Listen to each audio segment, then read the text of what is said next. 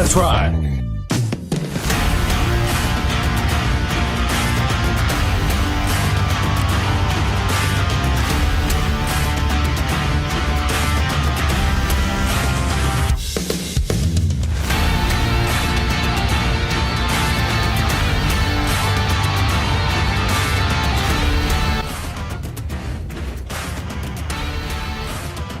Warrior Field, the site of tonight's Week 1 matchup between the Tiffin Calvert Senecas and the Mohawk Warriors. I'm Nate Mullins on the call alongside Tommy Hall with our partner Greg Kinn here on the pregame show brought to you by Xcaret Mexican Restaurant. We are just moments away from opening kick, and opening kickoff is brought to you by our friends at Drawn to the Surface. Stick around, folks. Great game we have in store for you here today. Tommy, what a pleasure it is to be once again on the call for our 13th season together, partner. Oh, and it gone by in a blink of an eye, just like this off season, as we set the table for the 2025 campaign here in Sycamore with this backyard rivalry, a rivalry older than cats and dogs between the Tiffin Calvert Senecas and the Mohawk Warriors. And Nate, again, the parking lot is full. I think every tractor, trailer, and pickup truck in Mohawk and Sycamore is here tonight, getting ready for the 48 minutes of pulse-pounding action that you'll find right here on the pulse of the Buckeye State, heart of Ohio sports. Folks, you're watching this one live and paywall free. We have a full crew here tonight, folks, as Tommy, Greg, and I are up here in the press box. Jacob is up here with us doing some shadow work, getting ready for week 2. Yeah, absolutely. We also have a couple people down on the sidelines tonight, as Eric Hall is down there with Brendan Blott doing some shadow work, trying to learn how to do the sideline stuff. And I'm trying to connect with Eric, but it is just not working here. So let me see if I can make this work. But once again, folks, thanks for tuning in here with us on the pregame show. Donnie Hannum on the overhead camera. Emma Meglin here doing some pictures, some photography with us as well. And Connor Roush here as well. So full crew, guys. We have the full crew here tonight for this Thursday night football game.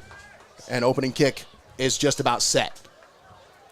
Yeah, the Mohawk Warriors, they won the toss. They chose to defer. Calvert elected to receive. Warriors set to kick off as Aiden Patrizzi puts toe to ball. And we are underway for the 2025 high school football season as it is recovered by Nolan Lee at the 35-yard line. And that's where Tiffin Calvert will take over for their first offensive possession of the season. And Tommy, it's going to look a little different than it did last year, as a different face in the backfield. Starting quarterback for the Tiffin Calvert Senecas, sophomore Charlie Palm. Yeah, we had talked during the summer and during the offseason that there may be some quarterback competition between sophomore Tucker Coleman and Charlie Palm. Nolan Lee takes the carry on the first handoff, and he is gang tackled and driven backwards after about a 3-yard gain. Clouse. Let's keep an eye on that. I lost my camera for a second and it came back. Uh-oh. Let's keep an eye on that one, folks. Get on the stop. But once again, we are live here in... Yeah, what? Yeah, I'm not sure what's going on there. How are we losing cameras here? Keep acting goofy. I don't know if anything's going on with Donnie or... Another carry by Lee. Nolan Lee on the carry. Gets it up near the first down marker. He's going to be about a yard short. 55 Chevy. And it's going to be 3rd and 1 here, Tommy. I think that's what you're going to see with this Calvert offense this year. You're going to see a lot of ground and pound, a lot of running. You got a big offensive line up front leading the way. You just want to get behind those big guys. Just pick up as many yards as you can. Nolan Lee on the carry once again. This time, he's got to pass the first down marker up to the 46-yard line. Yeah, and you look to your seniors on that line like Connor and Cam Moyer, the Super Mario brothers, to anchor your offensive line and give you a running game to establish, because you're missing out on Cal Warnament's 213 rushes for 1525 last year at 17 tutties. That's going to be something that's hard to replace. And with Nolan Lee, you saw glimpses of him last year. Let's see if he can establish himself as the number 1 back for this Calvert squad. Jet sweep look here. Quick pitch to Logan DeMoss. as he's got it up near the 50-yard line. They'll mark him down at the 48. And you look to DeMoss to be one of the main key contributors and playmakers for this Calvert squad, who DeMoss last season caught 32 passes for 498 yards and 3 scores, while garnering first-team honors on defense with a team-high 108 tackles. So you're talking about Logan DeMoss, a guy that can do anything out there as the Calvert gets ready for this second down. The handoff to Lee. And Nolan Lee gets another 3 yards up to about the 48-yard line. That'll bring up 3rd and 4 for the Senecas here as they move it into Warrior territory. 3rd down for the Senecas. Caden Bish for the Warriors in there on the stop. As Senecas had a little bit of daylight, they were trying to follow, but another 3rd down situation brings up 3rd and 5. 3rd and manageable here, Nate. 3rd down and a long 4. They bring a man in motion. That's Tucker Coleman. Palm looking to pass, slings it, and it's a knuckleball into the turf. That one was intended for A.J. Shoemaker. Falls to the turf, incomplete. And that'll be a 4th down with the punt team coming out for Tiffin Calvert. Yeah, and those week 1 jitters, those week 1 mistakes on a 3rd down like that, those are the times that can come around and bite you. I mean, these week 1 mistakes, those make the difference between starting off 0-1 and 1-0 on the 25 campaign. Lucas Stultz with the punt, gets it away, fielded at the 26-yard line, and he's brought down at about the 30-yard line. Brant Kirian on the return for the Warriors. Not the longest punt, but that one went sky high, Nate, and given the chance for the coverage team to get down there. That's right. And sometimes, you know, those long punts, you outkick your coverage. In that situation, everybody was right there to make the play. But we'll see what the flag is here. We got a flag on the play. Some describe my dating life that way.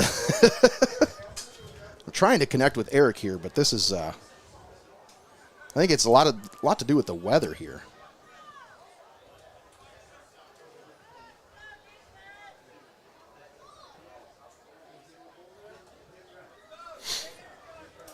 Let's see what the call is here. It's against Calvert. They're asking Coach Daniel what he wants to do here.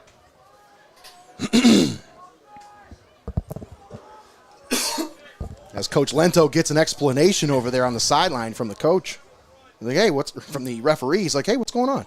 That's Calvert against the kicking team. 10-yard walk-off, Warrior ball, 1st and 10. So the Warriors will take over the 42-yard line after the first possession by the Calvert resulted in a punt, as the kickoff brought to you by Drawn to the Surface. We do have Eric connected here, and Clouse on the carry, and he's got it up inside Calvert territory down to about the 42-yard line. Impressive carry there by Andon Clouse, 19 yards. And good for a Mohawk 1st down. We'll send it down to Eric Hall on the sideline as he is down there with Brendan Blott. And right now, Eric, I know we don't have a weather report sponsor, but what's it like down there, man? Well, I mean, it started out with that we had some drizzle, but that's gone. My socks are a little wet, but, I mean, we got good weather down here right now. There you go. And a carry there on the play by Caden Bish. You're down there with Brendan Blott today, doing a little shadow work with you. Are you sure you know what to tell him to do down there, Eric? I told him I don't know what I'm doing, really. So well, he's got to step his socks game up. Oh, yeah, better. That's the first thing I taught him. And nice and dry up here in the press box. As Eric talked about, wet condition, a little bit of drizzle. Seen Snoop Dogg out there with an umbrella to stay out of the drizzle. That's the first Tommyism for me of the year. That's right. Hello. Plenty more where that came from. Andon Clouse on the carry, cuts it back. Oh! Wide open field to the 25, to the 20, 15, 10, to the 5, and into the end zone. Touchdown, Mohawk. Andon Clouse, a 39-yard quarterback keeper. Good for a Mohawk touchdown as they're on the board with 7:40 left here in the first quarter. Instant replays brought to you by our friends at Clouse Construction this year. And as you can see right there, Andon Clouse constructed his way all the way to the end zone. Constructed himself a path to the end zone. And now the Warriors are building themselves a lead here to start this 2025 campaign against Calvert, who's upended these Warriors the past 3 seasons. Looks like the extra point, a little muddled there. Aiden Patrizzi on the attempt there. I wasn't paying attention. I missed that. Let's see if we got that on the replay or not. Oh. Was it the hold, maybe? Bad snap, I think, is what it was. Wet conditions, you're going to have that week 1 jitters, you know. So I was looking at the computer screens, and I totally missed what happened. But, yeah, it makes sense. But I'll tell you what, Mohawk made short work of that drive, Tommy. Just 3 plays to get into the end zone, and it was all on the back of Andon Clouse. 2 carries for over 50 yards and a touchdown there on that drive. And when I sat down with him, we still got another episode, a couple more episodes of QB1 Who's Under Center, but I had a chance to sit down with Andon at the Heart of Ohio Sports Studios at Studio Squared, and he said that's one of his strengths. That's what he thinks is he's going to bring to this game. That's going to be a little bit different than what you saw out of Ben Bogner. Now, I said Ben Bogner had over 800 yards rushing last year, so I'm like, I don't know, you might be setting your bar a little high, but he thinks that's an element of his game that separates him. Well, again, you talk about coming off a season, 10-win season. You won 2 playoff games. And Coach Eric Daniels coming into this season in his 10th season as the head coach for these Warriors. You know, these guys are defending N10 champs and probably one of the biggest meat grinders of a conference. So this squad is battle-tested. They've had to replenish some of the cupboards here for the Warriors. But, again, it looks like they're getting off to a great start. Seneca's on the return. I believe that was Lucas Stultz. Got it up to about the 33-yard line. Let's take a moment and thank our sponsors for allowing us to bring this ball game to you live and paywall free right here on Heart of Ohio Sports. We'd like to thank Xcaret Mexican Restaurant, Hope in Fostoria, Your Legacy Federal Credit Union, Clouse Construction, NLS Professional Grounds, UIS Insurance and Investments, Benchwarmers Restaurant and Delivery, Vicek Orthodontics, Drawn to the Surface, Rhiems Produce Farm, Route 30 Harley-Davidson, that's Joe Bailiff's Route 30 Harley-Davidson in Upper Sandusky, Yanich Oral Surgery and Dental Implants, we'll get to the rest here in just a moment. Charlie Palm had his pass batted down at the line as Caden Bish got his big paw up there and swatted it down. Bish got his palm on palm and knocked that back.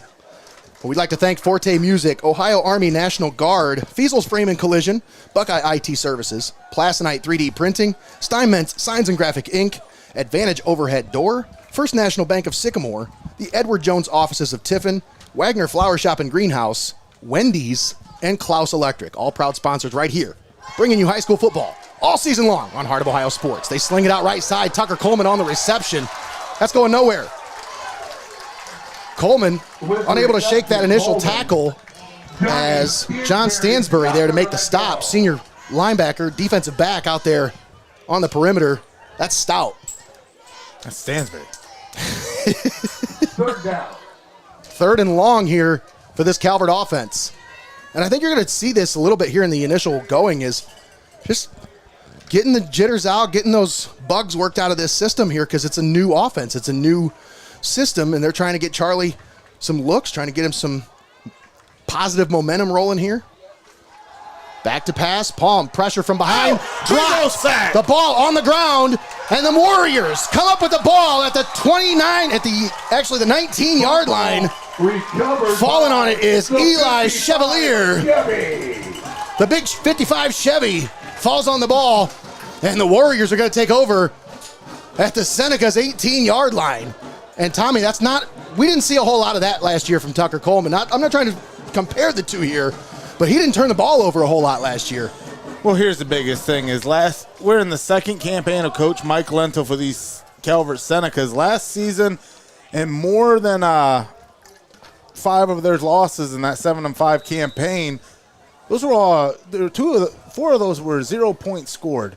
The other 2 were less than 7 points scored in those games. This was a Calvert Seneca squad that last season struggled to put points on the board and find themselves an identity offensively. And this season, again, you had some questions who was going to be under center for this squad. And now it's one of those things, adjusting to a whole new offense, like you said, Nate, and also taking a whole young squad that you're replenishing from last season. A delay a game there against the Warriors will push the ball back. Still first down. A little hangover from that turnover. Pushes them back to the 12-3.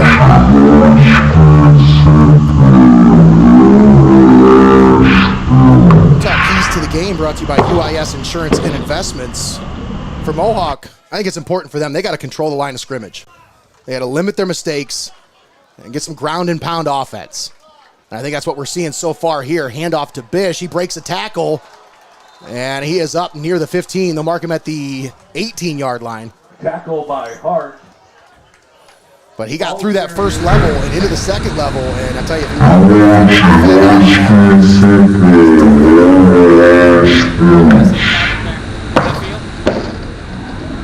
but for Mohawk, like I said, control the line of scrimmage, limit mistakes, ground and pound. Those are your keys to the game for the Warriors. For Tiffin Calvert, your keys to the game brought to you by UIS Insurance Investments.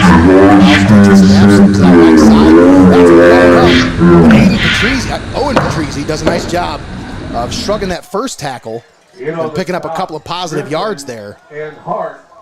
But for Tiffin Calvert, keys to the game, they got to get out to a fast start. Well, that didn't happen. They need to be opportunistic on defense. They're going to have to take some shots, take some chances, try to get some turnovers, because I don't think this Mohawk team's going to pass the ball a whole lot here tonight, Tommy. I think you're going to see a lot of ground game. So when you get a chance, you're going to have to take those chances. Those are your keys to the game brought to you by our friends at UIS Insurance and Investments. 3rd and long for the Warriors, 3rd and 13. Clouse slings it over the middle, complete. He's going to be right close to the first down marker, but they'll mark him down at the 10. They needed to get it to the 9, so just a yard short for Owen Patrizi. 34 is Owen, 26 is Aiden. I'll get it straightened out. My apologies, folks. Owen Patrizi comes onto the field for a field goal attempt here, as this could put the Warriors up by 2 scores here with 4:50 left in the first quarter. And when you have a ground and pound offense like that, that's what you want to do. Build leads and let your defense stuff teams out, and then just continue to build and control the tempo of the game. Bad snap. Owen Patrizi tries to pick up the first, but he's going to be short right at the 10-yard line. With the run.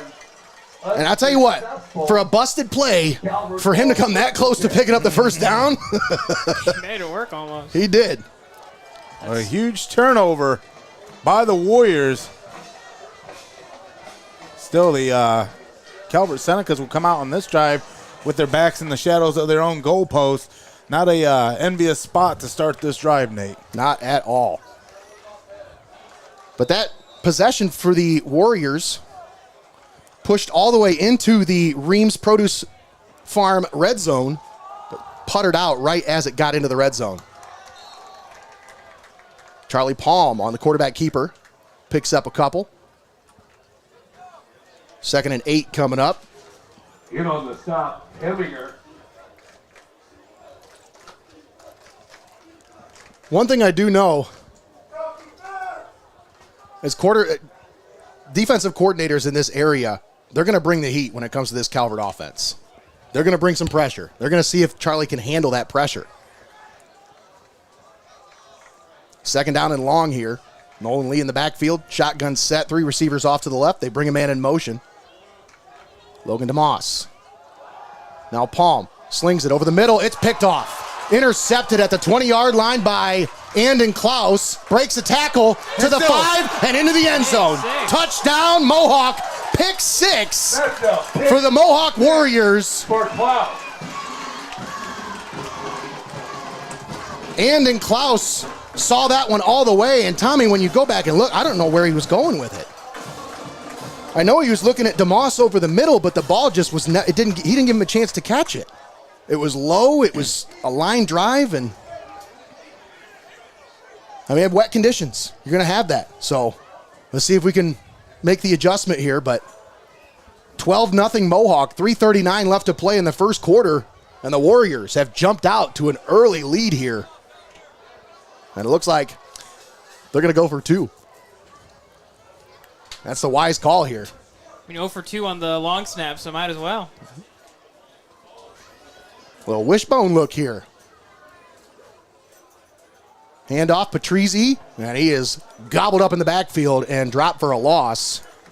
Nice tackle there by Anderson Hart. Is not successful. So, Senecas are going to come back out on offense. Yeah, And the last 2 times we've seen this offense, Tommy, they turn the ball over. Well, here's the thing: is the Warriors, they had a chance to tack on to the 6-point lead with that field goal earlier.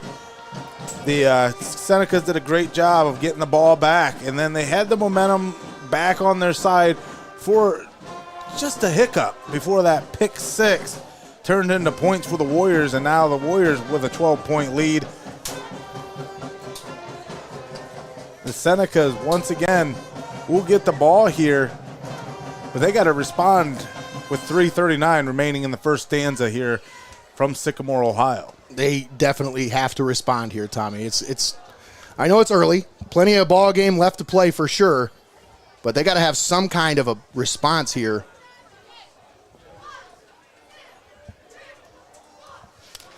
You guys know how Uncle Mo works.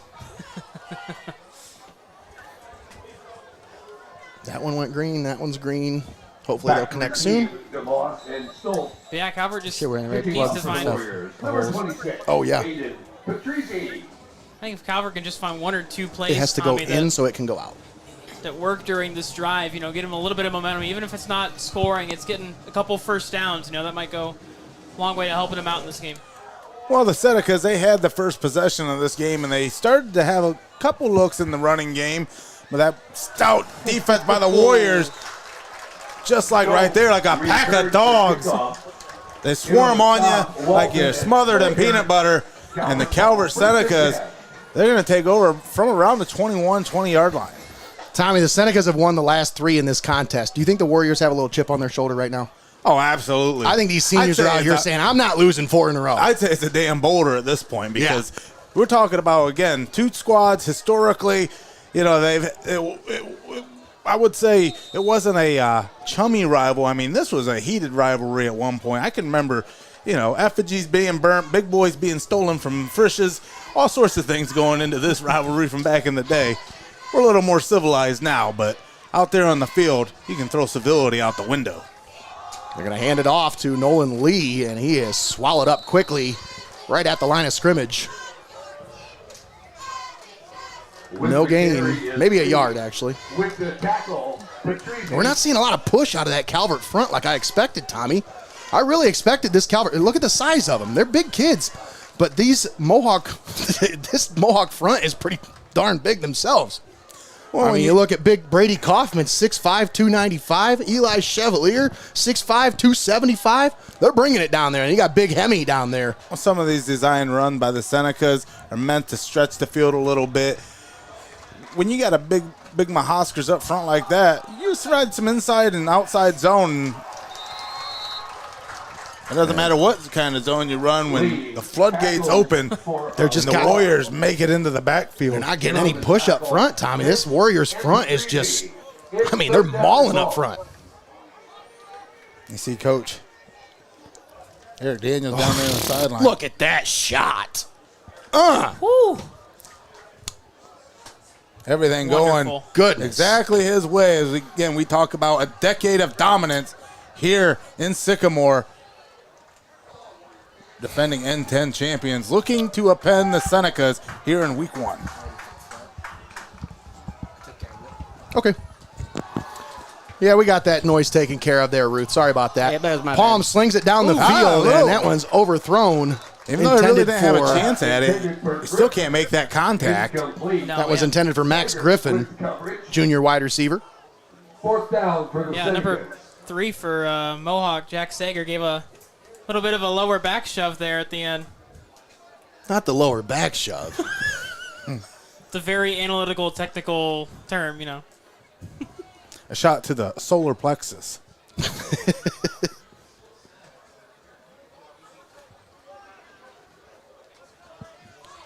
Stoltz gets the punt away. This one's a high booming punt, and it's going to go out of bounds near midfield. They'll mark it out right at, let's see, 48-yard line.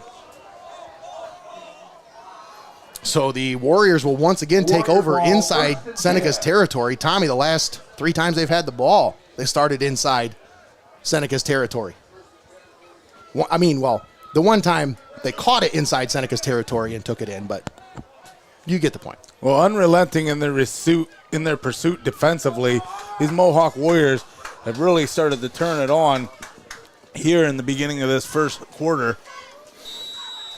It's so cool seeing some of these youth football kids that I've seen grow up through the years, finally getting their time to shine now. And in Clouse turns around, hands off. Patrizzi breaks through a tackle and bowls forward to about the 43-yard line. We got a flag that flies in at the end. I think it's going to be holding against the Warriors. Flag flew in from like 15 yards away. That was the back judge that threw that one.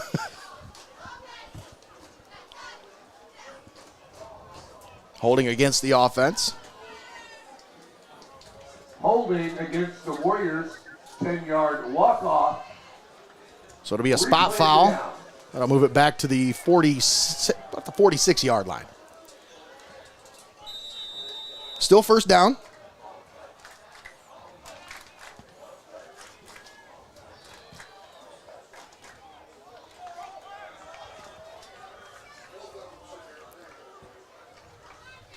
Clouse in the shotgun.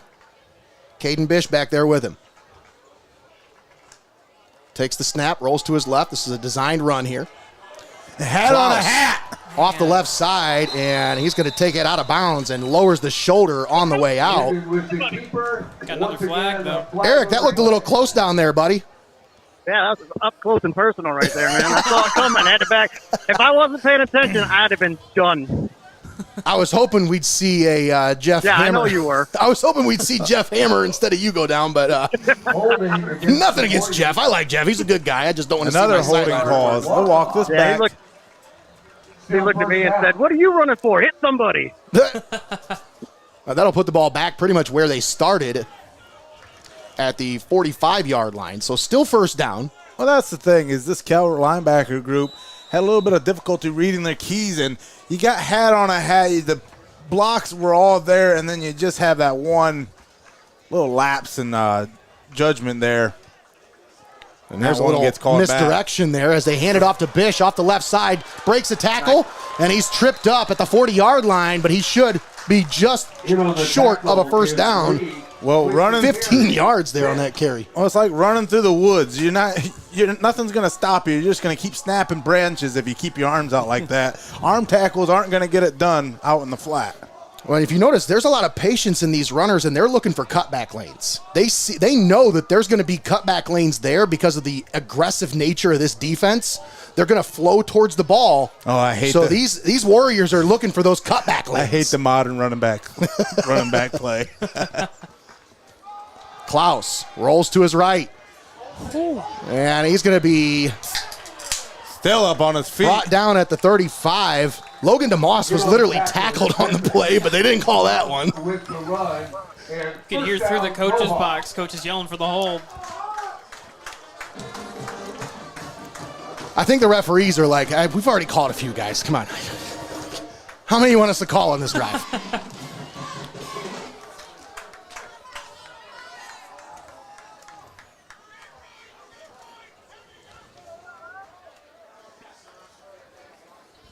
First and 10, Warriors. Clouse under center, I formation. Receivers on each side. Hand off to the fullback. Oh. Bish lowers his shoulder and brings the boom. Up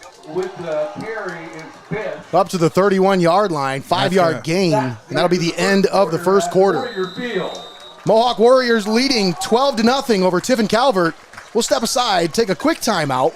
We'll be back with the second quarter. Don't go anywhere, folks. You're watching high school football right here on Heart of Ohio Sports.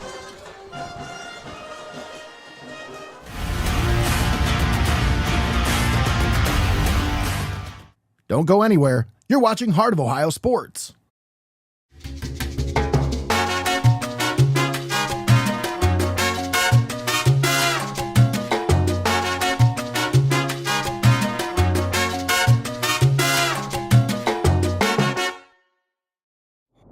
My stomach is messed up. The game's almost over. Can't you wait? No, I gotta go right now. Wow, really? Swung on, hit to center, well hit. Back, and this one's gone. A home run for Connor Moyer on an 0-2 Needed pitch. that. Smokes it to dead center. That's Oh, probably at least man, are you 360. kidding me? It happens. Never miss a moment. Heart of Ohio Sports. Discover your passion for music at Forte Music in Tiffin. Whether you're looking for lessons, instruments, or accessories, Forte Music offers everything you need to take your sound to the next level. From beginners to experienced musicians, they've got you covered with expert guidance and top quality gear. Forte Music, where music lives. It's time for high school football on Heart of Ohio Sports.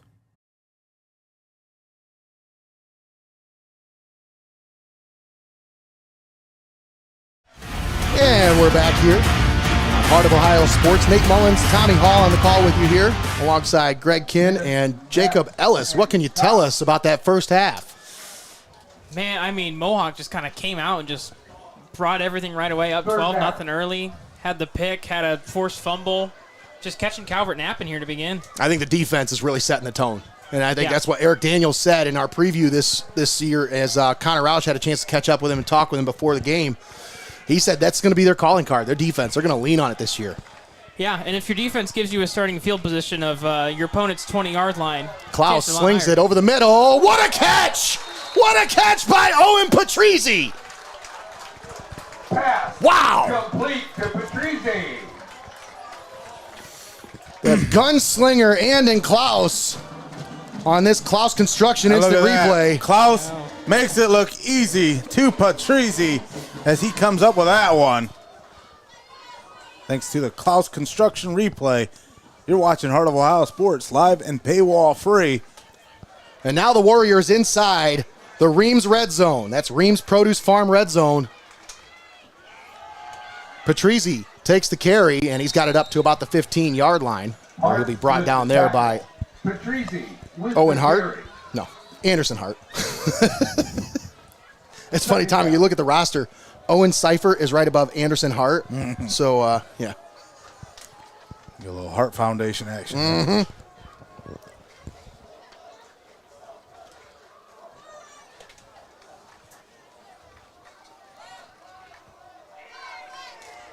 Warriors set up at the 15-yard line. Hard count. Got the defense to jump. And that's a free 5 yards there for the Warriors. Encroachment against the Senecas. Those free 5 yards continue to advance here in the Rhiems red zone.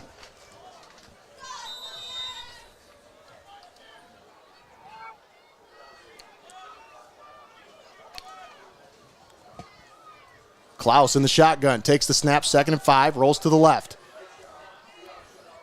Follows his blocks, gets it up to about the 9-yard line. Picks up 2. A lot better read by the Calvert defense there.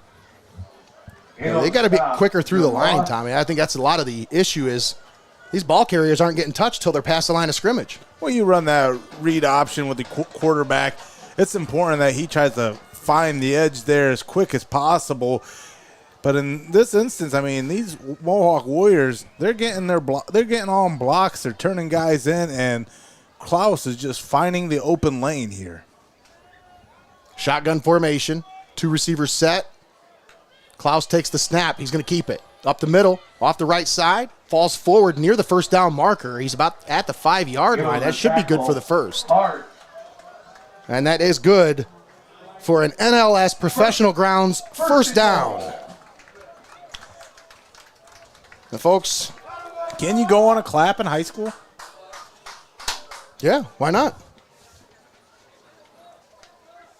It's been a while since I've seen that, but I remember seeing that in high school. I think Bellevue used to do that a lot, didn't they, back in the day? Well, if I'm on the defense, I'm attending the Oscars.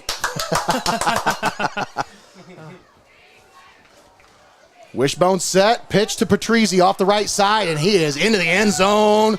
Touchdown, Warriors. Touchdown. Make it look easy. Yeah. Owen Patrizzi definitely made it look easy on that one. And I think he can thank his line for that, because I'll tell you what, they absolutely cleared a path for him off the right side there. Nobody touched him till he got to the goal line, as you can see on this Clouse Construction instant replay here. Mohawk driving in from the Rhiems Farm red zone, able to capitalize with a huge touchdown to continue and tack on to this lead here, Nate. Let's see what the Warriors do. They'll probably come out and try to go for 2 here. Showing that wishbone look again here. 2 up backs. Patrizzi in the backfield, deep in the backfield. Clouse under center. Fakes the handoff, turns, rolls to the right, wide open in the end zone. Touched at 2-point conversion's good to Carter Walton. 2-point conversion complete to Walton. And the Warriors all over the Senecas now, 20-0 here. And Walton on that conversion, I bet you he's celebrating with John Boy, Mary Sue.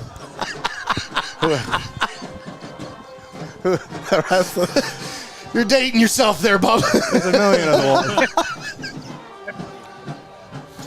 We're going to take a look at our player spotlight, brought to you by Vicek Orthodontics. Yeah, we've been through 8 minutes thus far, and we said coming into this one, you know, you were going to have to rely heavily on this defense for the Mohawk Warriors, who kind of were a little bit depleted coming into this season offensively, but with key losses on offense and special teams, senior Owen Patrizzi is back to man the defense after a team-high 136 tackles.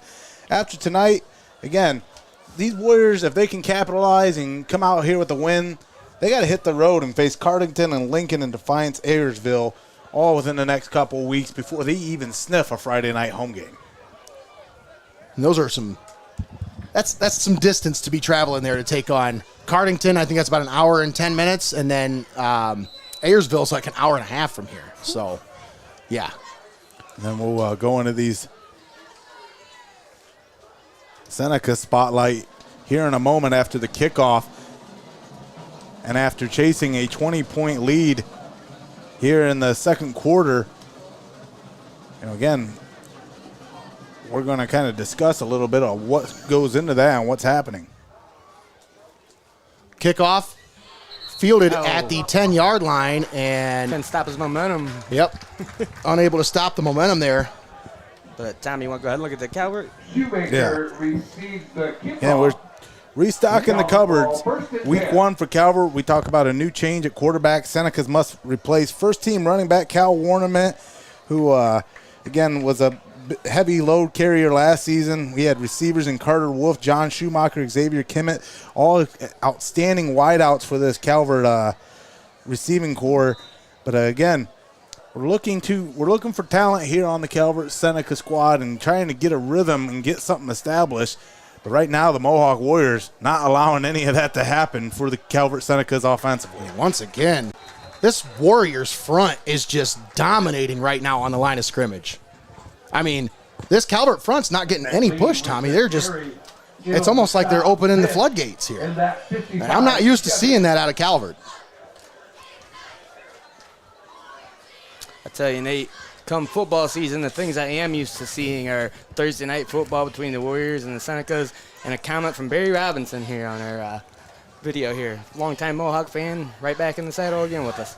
I think a lot of people are underestimating this Mohawk team because of just how many seniors they had on that squad last year. But you got to understand, they don't rebuild over here, folks. They just reload. Second and long. Palm back to pass. Looking, steps up, pressure, dropped in the backfield. Sacked at the 9-yard line by the 55 Chevy himself, Eli Chevalier. And now it is 3rd and long. And the Seneca is still searching for answers offensively.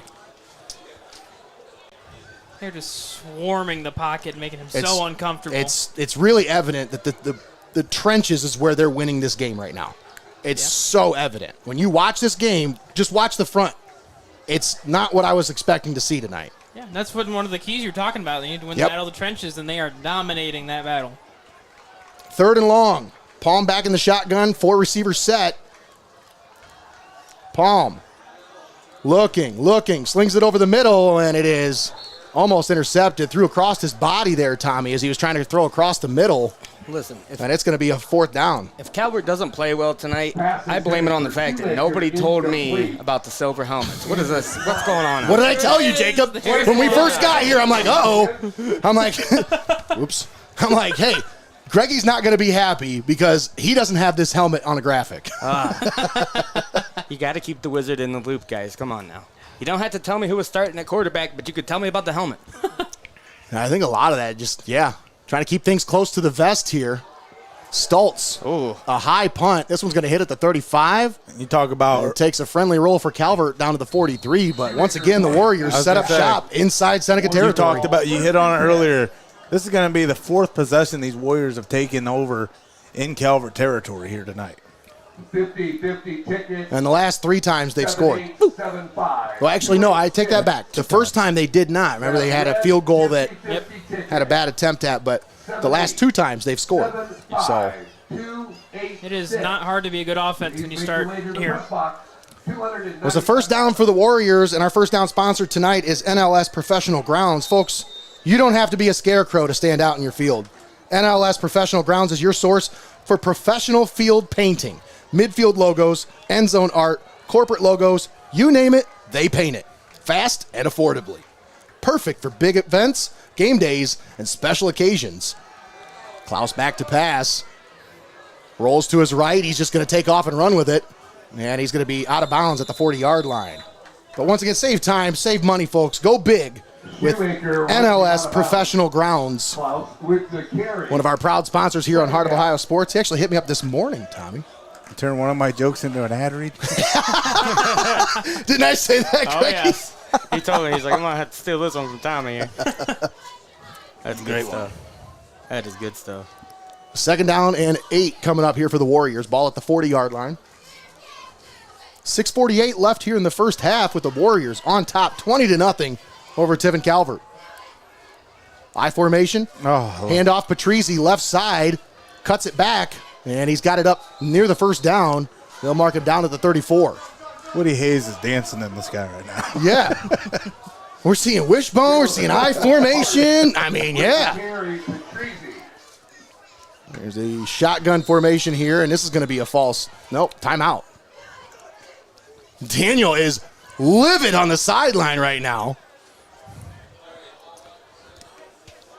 And that just shows you the type of program Coach Eric Daniel runs. He's the only guy that'd be screaming after having a 20-point lead. Yeah. Well, and he knows that, you've got to keep your foot on the gas. These kind of games, you may get out to an early start, but if you rest on your laurels, Tommy, it can come back to bite you.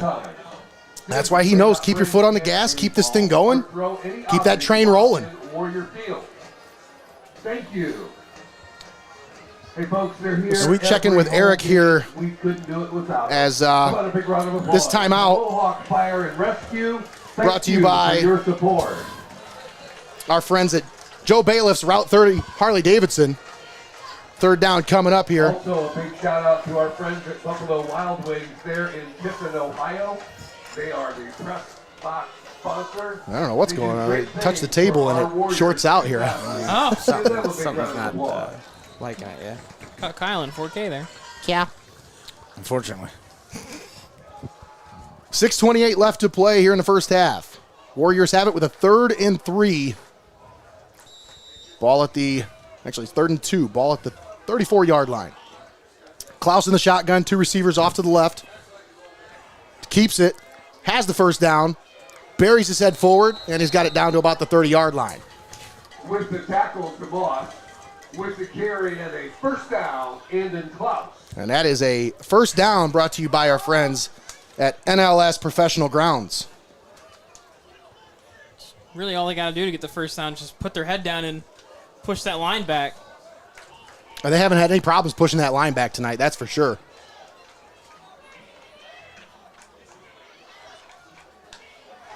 Clouse rolls to the right, slings it. Incomplete, intended for Owen Patrizi out of the backfield. Intended for Patrizi is incomplete. That'll bring up 2nd down. Nice little one-handed catch by Hammer there. Don't give him any credit down there, Eric. He said, take that, Mullins. Uh-huh. I better keep that ball away from this $10,000 camera. Tell him I graduated from the sideline 13 years ago. Hey, wait a minute. It wasn't a dig directed at you, Eric. Second and long. Clouse in the shotgun. Handoff. Bish off the right side. This time swallowed up and dropped for a loss. As big number 70 coming in to make the stop. I believe that's Owen Seifert. That's one thing you can say about this Calvert squad. They do have some conditioning. This defense continuing to get after it, even facing the 20-point deficit. Still plenty of football left with 5:35 remaining here in the first half of action. They've started to figure it out. Past couple plays have been 2-3 yards, so they're getting there. They got to get the push up front. That's where it's at. Right. I mean, it's okay to have a feeling out process as long as it doesn't result in the points and chasing a lead. Klaus, little screen set up on the right side there. And Bish unable to bring it in. Incomplete. Even if he did, Tucker Coleman was there waiting for him. Fourth down coming up. And that's a nice stand there by the Calvert defense. Yeah, send her over. We're talking about a drive that started in Seneca's territory, and now the Senecas going to turn the Warriors away here. Unless they decide to. That's a fourth down. That's a fourth down. They're going Let's for see it. if they do a little pooch punt here. A hard count, trying to get them to jump. They did not. They're kind of in no man's land here because if you punt it, I mean, you only got to punt it about 25 yards. Yeah. They're going to take a timeout. Mohawk. Well, I mean, you can't take them into halftime with you. What were you saying, Eric? Thought about taking that delay game, though, so you could get that 5 yards and be able to punt it a little better, get a little more room to punt. This isn't the NFL, though. I don't think these punters are worried about an extra 5 yards. I mean, but yeah, you're right. That is a good point. Warm up. They were getting some good punts out today. Yeah, I think they had two punters. Get a little more room. Yeah. Yeah, it looks like it. Once again, folks, stick around for the halftime show brought to you by our friends at Hope in Fostoria, where we'll have the marching band performance presented by Forte Music.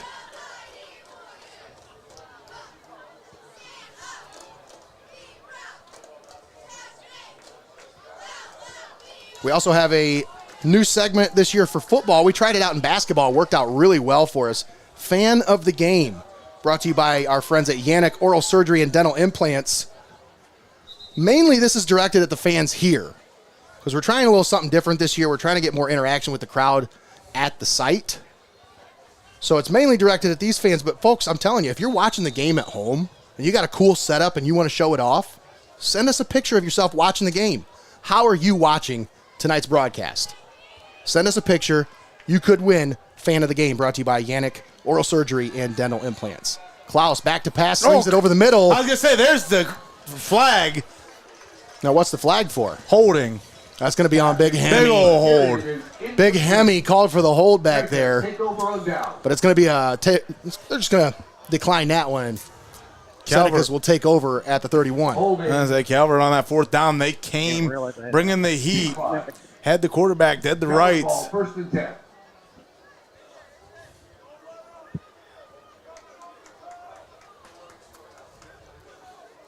But now the Senecas will take over at the 30-yard line. This is probably their best starting field position of the game, Tommy. Every time they've taken over, it's been inside the 20. They got nothing in the return game so far. And here's a chance to take a deep breath. Tight formation here. Just one receiver out to the left. I formation. Handoff. Nolan Lee picks up a couple down to about the 32. But once again, you're just not seeing the push up front that I was expecting to see today. You talk about three seniors on that line with two Moyer boys. Bogger's playing out there, so there's some big boys. Bogger playing left guard. Cole Seifert started out at left. Seifert started out at left guard. Bogger started out at left tackle, and they're still both there. Jack Boris at right guard right now for the Senecas.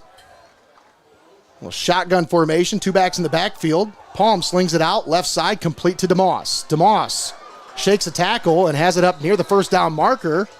And I believe that'll be good enough for Seneca's first down. What? They'll move the chains, and that is a NLS Professional Grounds first down. First time since the beginning of the first quarter for the Senecas. Yeah, replay of that, Greg. I did not. I was messing with some other I was stuff. gonna say, a nice generous spot. Generous is a word. As I thought that ball was a little bit underthrown, he had to come back for it, turn back up, and Fumbled snap. Palm picks it up. Handoff up the gut. Now Lee gonna make something out of it. found a way to make some chicken salad there, Tommy. Yeah, making chicken salad out of chicken you-know-what on that run. Able to turn it up. And now, look at this. The Senecas almost have the ball just about midfield, trying to advance into Warrior territory. And this is the drive here that, again, resets the mindset. That's right. Resets your focus. Get some points on the board here. Give your team a little bit of breathing room. I formation. Late handoff, nothing doing on that. Just A bad handoff there. Bad exchange between the quarterback and running back because the running back just ran into the quarterback or the quarterback ran into. I don't know what happened there. There have been I feel like I'm on Greggy's phone plan. Just terrible signal there. there have been a couple times where that quarterback behind center is just kind of look confused as to what the play actually is. So curious to see what's going on. I know in the first half of action, you can give a few to the week one, but that excuse only gets you so far. You need to come in prepared, especially Fake against the a team pitch. like They Mohawk. hand it off up the middle. Now Tucker Coleman on I the like run. that. Gets it down to the 40 to the 39-yard line and a first down for Tiffin Calvert. And Coleman comes up, pumped up, fired up about that one. And that's another thing that you can do. A little bit of counter, a little bit of trap. Get some blocks out there and, help where your gaps are being just obliterated. I mean, the floodgates had been open earlier for these Mohawk Warriors, and now you're starting to get a couple of double teams there inside the A and B gap. Get a hat on a hat, bounce, chip block off into the secondary, get yourself a linebacker. You're seeing a lot of that start to develop for these Senecas here. Lee on the carry. And he's got it down to about the 38-yard line. Yeah, Little there's- extracurricular at the end. And Oh, here we go. that'll be a flag on the play. And another flag comes in flying. As some things were said, some pleasantries were exchanged. Getting And heated so I believe down we're going to there. get some offsetting penalties here. That's most likely what's going to happen. I think you can use that language in a Catholic school. I mean, you saw, Nate, you saw and you heard the rumblings all week long about how intense this rivalry is getting between these two schools. I mean, it's always been intense, but it seems like they've just stepped it up here in the last few years. These last 2 very, years, very tense down there. I mean, right just down to the wire matchups between these two schools. Personal foul against the Warriors. Personal foul against the Senecas. Offsetting. I like that. penalties. There you go. Still second now. down. Keep it fair. Let him play. Play some football. Let him play. As a player, you're always told in those kind of situations, the second guy is always the one that's going to get caught. Boys will be boys. Yeah. Oh, jeez.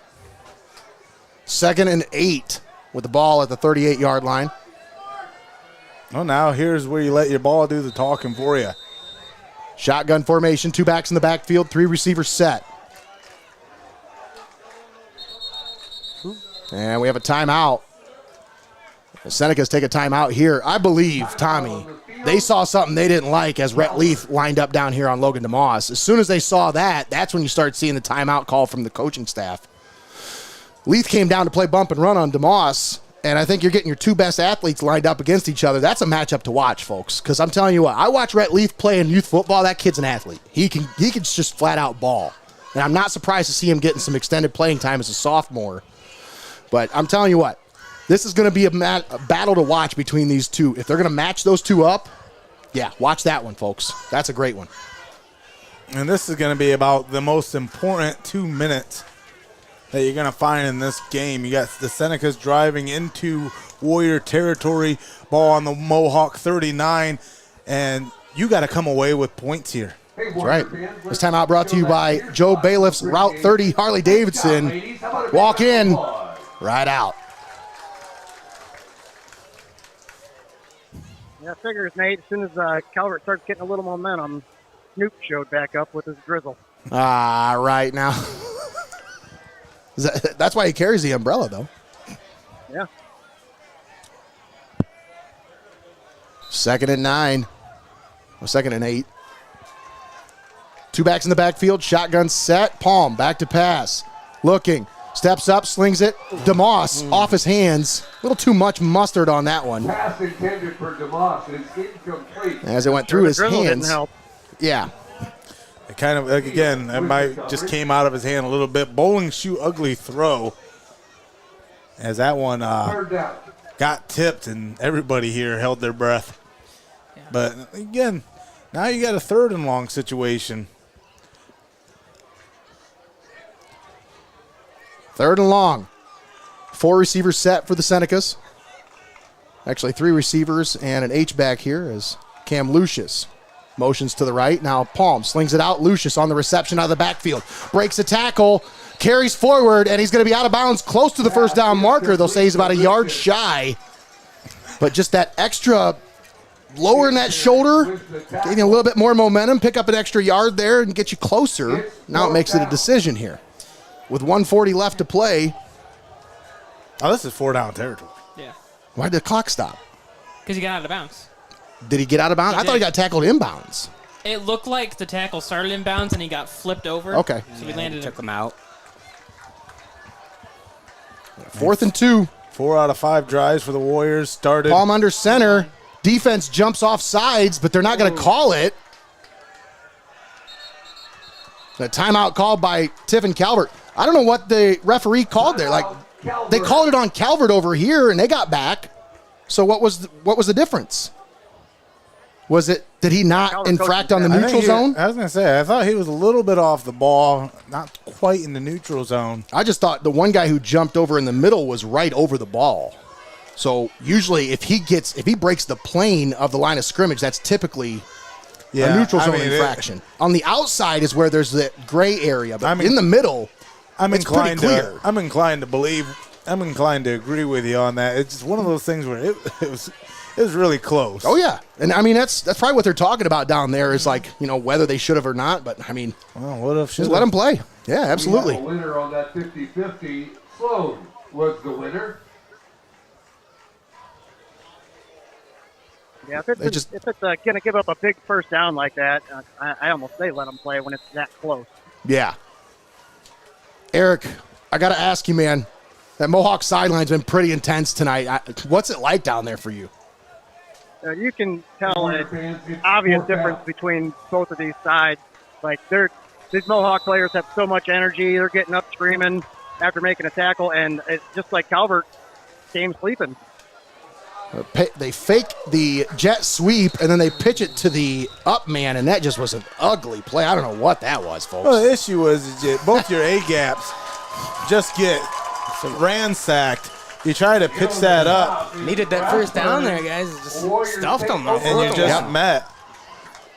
I mean, if you have that push up front just there at the line of scrimmage, that play gets you that extra yard. Yep. But they were already in the backfield waiting into the gentle arms of the Mohawk Warriors. And now with 1:34 left to play, Warriors have just one timeout in their pocket, but what do you think they're going to do here, Tommy? 70 yards to go?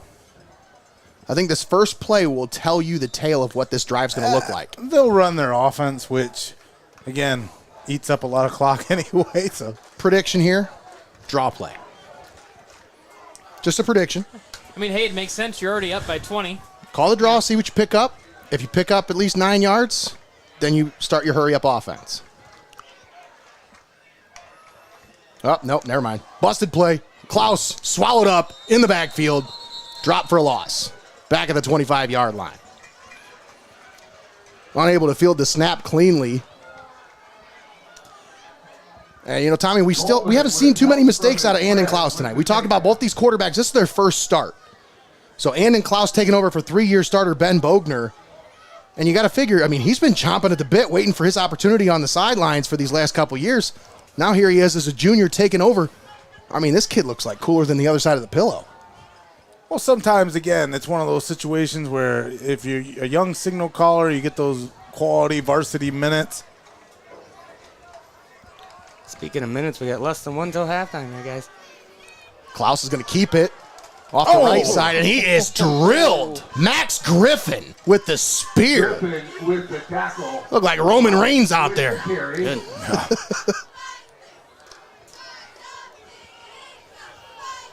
A third down and about 6 coming up. Warriors still have to run one more play if they want to try to run this clock out for halftime. Hard count. Got him to jump. Ethan Balger jumps off sides there for the Senecas. Got to hold your water. And these clap counts, Tommy, they're getting them. I haven't seen, there hasn't been very many times when they haven't got him to at least flinch with that hard count. And Tommy, that's something that the Warriors are known for that. They've been doing that for as long as Eric Daniels been standing on those sidelines. That's the end of the first half. The Warriors dominant over the Senecas, 20-0 here as we head to the halftime show brought to you by our friends at Hope in Fostoria. Stick around for the marching band performance presented by Forte Music. That's coming to you next, right here on the Pulse of the Buckeye State, Heart of Ohio Sports.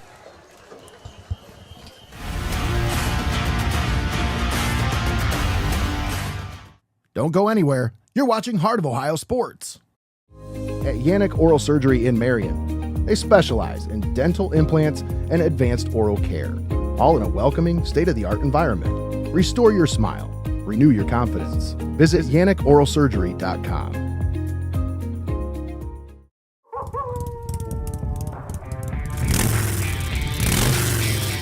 The one thing that we love more than the roar of a Harley-Davidson is the roar of the crowd on game day. That's why Joe Bayless Route 30 Harley-Davidson is proud to partner with the Bowling Green State University Falcons and be the official bike to lead the team onto the field. Don't forget to ride out to your favorite tailgate this season and cheer on the Falcons to victory. We'll catch you on down the road at Joe Bayless Route 30 Harley-Davidson.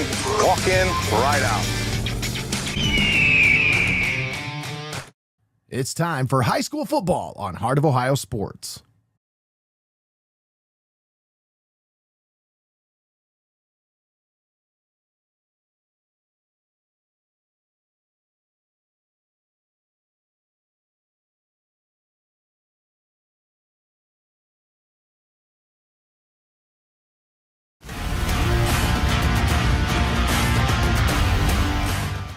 Don't go anywhere. You're watching Heart of Ohio Sports.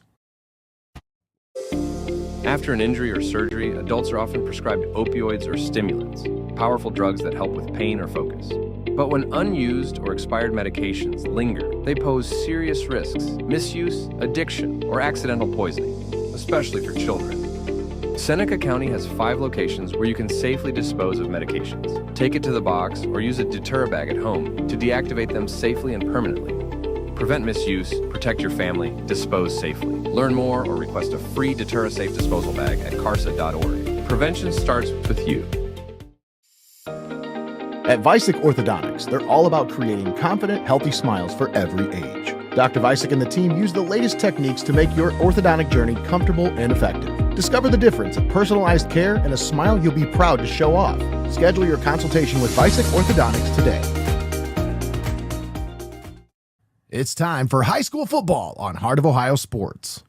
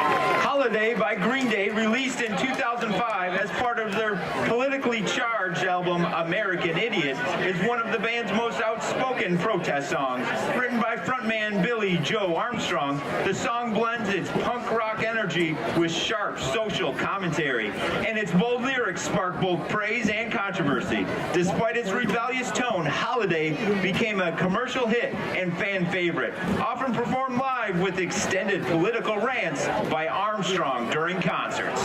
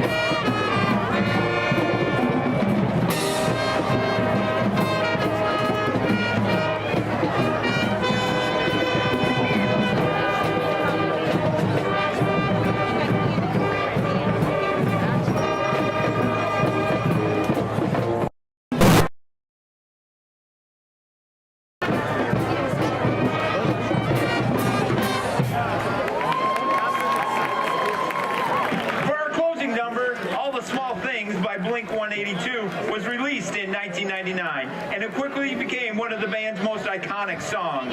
Written by Tom DeLonge as a sweet and simple tribute to his girlfriend and later wife, the song was inspired by her love for pop bands like the Backstreet Boys. It became Blink-182's biggest hit, peaking at number 6 on the Billboard's Hot 100, and remains a nostalgic anthem for late 90s and early 2000s music fans.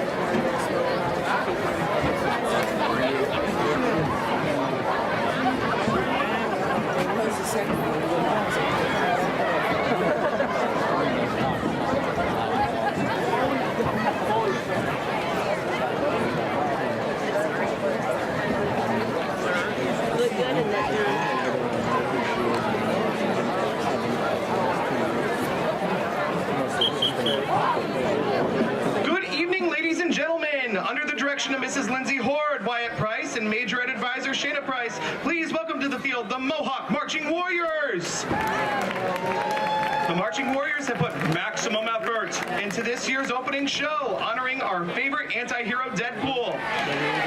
Our first selection is featured in the opening montage of Deadpool 2. Deadpool prompts us to hit it, Dolly, as we feature saxophone Ava Cadenseed with Dolly Parton's 9 to 5. Go Warriors!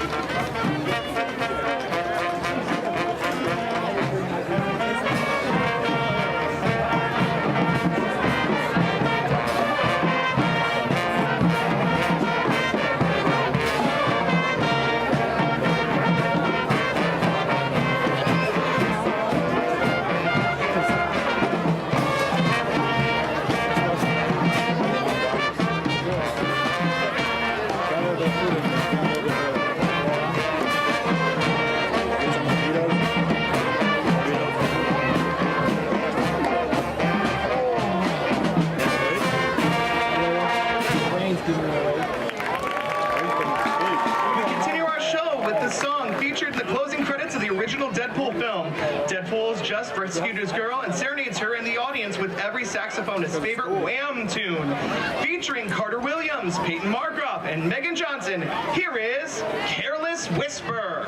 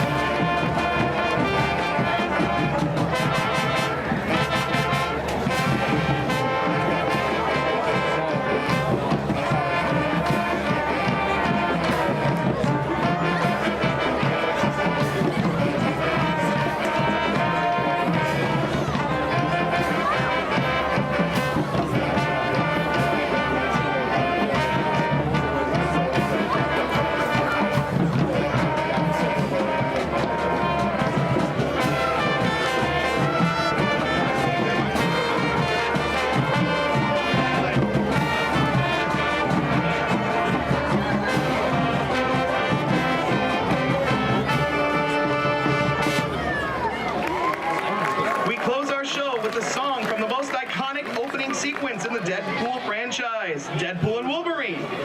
With some unexpected assistance from Wolverine, Deadpool takes on the bad guys while enjoying his favorite NSYNC song. Featuring trumpet Megan Johnson, here is Bye Bye Bye.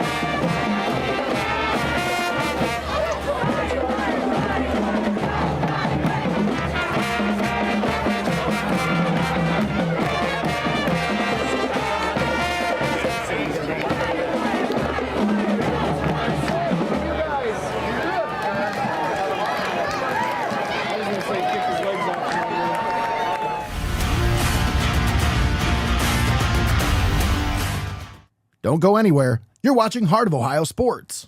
At Yanich Oral Surgery in Marion, they specialize in dental implants and advanced oral care, all in a welcoming, state-of-the-art environment. Restore your smile. Renew your confidence. Visit YanichOralSurgery.com.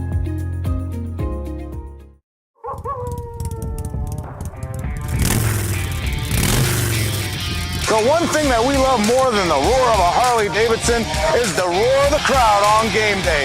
That's why Joe Bailiff's Route 30 Harley-Davidson is proud to partner with the Bowling Green State University Falcons and be the official bike to lead the team onto the field.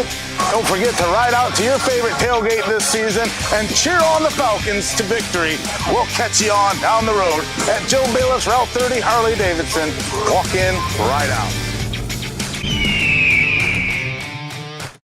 It's time for high school football on Heart of Ohio Sports.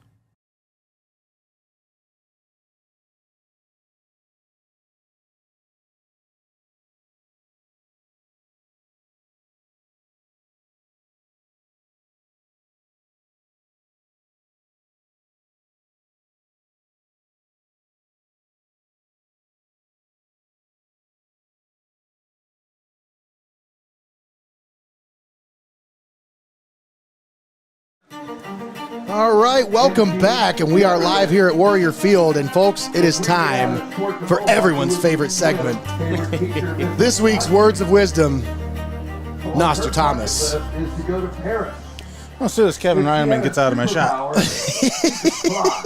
Thank you. But yeah, we're about ready to kick off here the second half of action, live from Sycamore, and man, what a drubbing it's been that first half. The Mohawk Warriors came out tonight defending N10 champions, and man, after suffering 3 losses against these Calvert Senecas in the past 3 seasons, these Mohawk Warriors came out with a chip on their shoulder, and man, that first half proved as evidence. 20-0 lead here going into the second half of action, and for these Mohawk Warriors, I think, like you talked about in the first half, Nate, they just got to keep their foot on the gas, put their foot on Calvert Seneca's neck, and just try to get through this second half and continue to pour on points and just let your defense carry you. The Senecas, though, I mean, again, they've had plenty of opportunities to right the ship, especially in that first half. Minute and 34 seconds left to go in the first half. The Calvert Senecas were driving, were unable to capitalize on a 4th down conversion and turned the ball over. And again, some of the production that you see in there just in that first half by these Calvert Senecas. You got Nolan Lee with 11 rushes for 23 yards, Tucker Coleman one for 13 yards, and Charlie Palm tonight with -4. I mean, just nothing really going for you offensively here tonight if you're the Calvert Senecas. This second half, though, again, complete some drives, keep the ball out of enemy territory. Field position plays the biggest role here in the second half of action, and if Calvert can control the field position and get some quick scores to kind of chop away at this deficit, I think they can make this a game going into the fourth quarter. That's a great point, Tommy, and we're gonna have to see how it goes. But I want to thank our sponsors before we start this second half of action here on Heart of Ohio Sports. We'd like to thank Xcaret Mexican Restaurant, Hope in Fostoria, Your Legacy Federal Credit Union, Clouse Construction, NLS Professional Grounds, UIS Insurance and Investments, Benchwarmers Restaurant and Delivery, Vicek Orthodontics, Drawn to the Surface, Rhiems Produce Farm, Joe Bailiff's Route 30 Harley-Davidson, Yanich Oral Surgery and Dental Implants, Forte Music, the Ohio Army National Guard, Feasel's Frame and Collision, Buckeye IT Services, Plasonite 3D Printing, Steinmetz Signs and Graphic Ink, Advantage Overhead Door, First National Bank of Sycamore, the Edward Jones offices of Tiffin, Wagner Flower Shop and Greenhouse, Wendy's, and Clouse Electric. All proud sponsors with us, bringing you high school football all season long right here on Heart of Ohio Sports. Few new names on that list, Tommy, as I really want to give a shout out to the community, as they really stepped up and supported our broadcast this year. The outpouring of support from this community, we cannot thank everyone enough. Not just the sponsors, but everybody out there, the fans, everybody, just lots of words of encouragement, lots of positivity towards what we're trying to do here. And we thank all of you for tuning in and just staying in here with us on the winning team here at Heart of Ohio Sports. Well, 20-0 deficit here to start the second half, and Calvert's going to have themselves one more hole to dig themselves out of, as they're going to give the ball to the Warriors to start this drive. And when you talk about these Mohawk Warriors, you can't be remiss without mentioning those 111 yards rushing just in that first half and 26 yards receiving. You compare that to Tiffin Calvert, just 65 yards of total offense with 3 first downs in that first half. The Warriors bring the ball back to the 31-yard line before they're brought down. Patrizzi on the return. But yeah, Tommy, and Clouse really leading the way for this team. You have 74 yards rushing and a touchdown in that one in the first half. The junior quarterback making his debut here for the Warriors at the quarterback position has really been dazzling in his debut. A big shout out to Don Cook for those halftime stats over at Tiffin Calvert. Big shout out. I wasn't sure if he was going to keep doing stats after Carter graduated, but big ups. Big shout out to Don Cook. 1st and 10 Warriors. I formation. Turnaround handoff to Patrizzi. And that Warriors line picking up where they left off in the first half. Driving forward. And then picking up an extra 3 yards after the point of contact. I mean, Tommy, they got him right at the line of scrimmage, but that Warriors line just pushed forward and gave him another 3 yards. Now, let's not leave out the fact that there in that first half, Calvert put together some nice stops to keep Mohawk from scoring late in the first half. And these Senecas, they just got to be able to come out here and open up with that same type of defensive mentality that they closed the first half out with. I formation handoff to the fullback. This time Caden Bish hit and dropped right about the 37-yard line. And when you come out in I formation, you're making no bones about what you're showing there on the field. So these Senecas, they're able to prepare for it. Bish with the carry. And now Warriors have it 3rd and 3. They'll mark it at the 38. They need to get it to the 41 to convert this first down here. And in these short yardage situations, you've seen the hard count just become a thorn in the side. That's right. These Calvert Senecas. We'll see what the count is here. Clouse under center. Turnaround, I formation, handoff. Patrizzi, he's going to be swallowed up and dropped right at the line of scrimmage.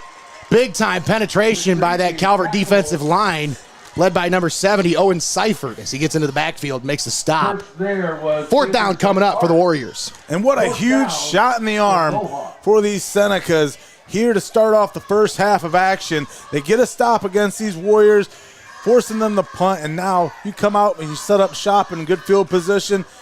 You just got to be able to put drives and finish off drives here together in the second half. Now you'll see Andon Clouse back deep to punt. Now, look out for some trickery here, folks. 4th and 2. They run a lineman onto the field last minute here, and they're going to have a flag come in as this is a delay. False start. I'm not sure what's going on here. Well, I'll tell you what. If they were planning on faking it there, you can scrap that now. They're not going to go for it on 4th and 7. Or will they? And it's one of those things where, you know, with the 20-point lead, you don't necessarily count that out. But also, I mean, the chances of you trying for that now, like you said, are kind of futile. 4th down. Punt team onto the field. Boy, Colin Eder just got off the field. Just barely made it off the field there as that punt goes out of bounds. around the 40-yard line. Clouse's punt goes out of bounds. They'll mark him out at the 38. We'll send it down to Eric Hall on the sidelines as he's had a first-hand view of that Mohawk sideline for this entire broadcast. Eric, what's it like now? As they come out of the locker room, they bring that same intensity with them? Oh, yeah, man. You could tell they've been amped for this game, and they have not let up.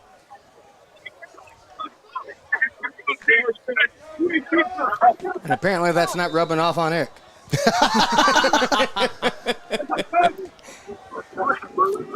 First and 10. Palm slings it right side. Coleman on the reception. Ooh, and that's going to be a hold.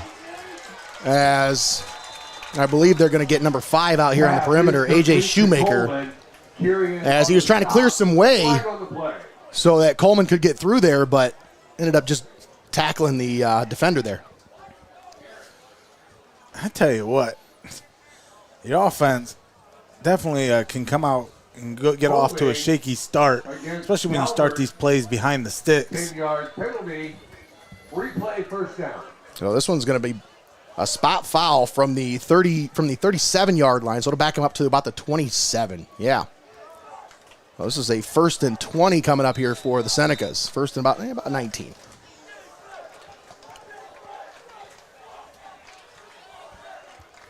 Palm in the shotgun. They bring a man in motion. Fake the handoff. Now Palm's going to keep it off the left side. Trying to find some running room, and he scampers out of bounds. Just shy of the original line of scrimmage. We got a player down in the backfield as Carter Walton down on the play for the Warriors. And he's grabbing that knee. That's not what you want to see, folks. Hopefully he's okay. Yeah, you have a few moments, especially in week 1, where you get guys that cramp up, little things that happen in week 1, and you just hope for the best in those situations. We're going to step aside, take a quick timeout, folks. Don't go anywhere. We'll be right back. You're watching Heart of Ohio Sports.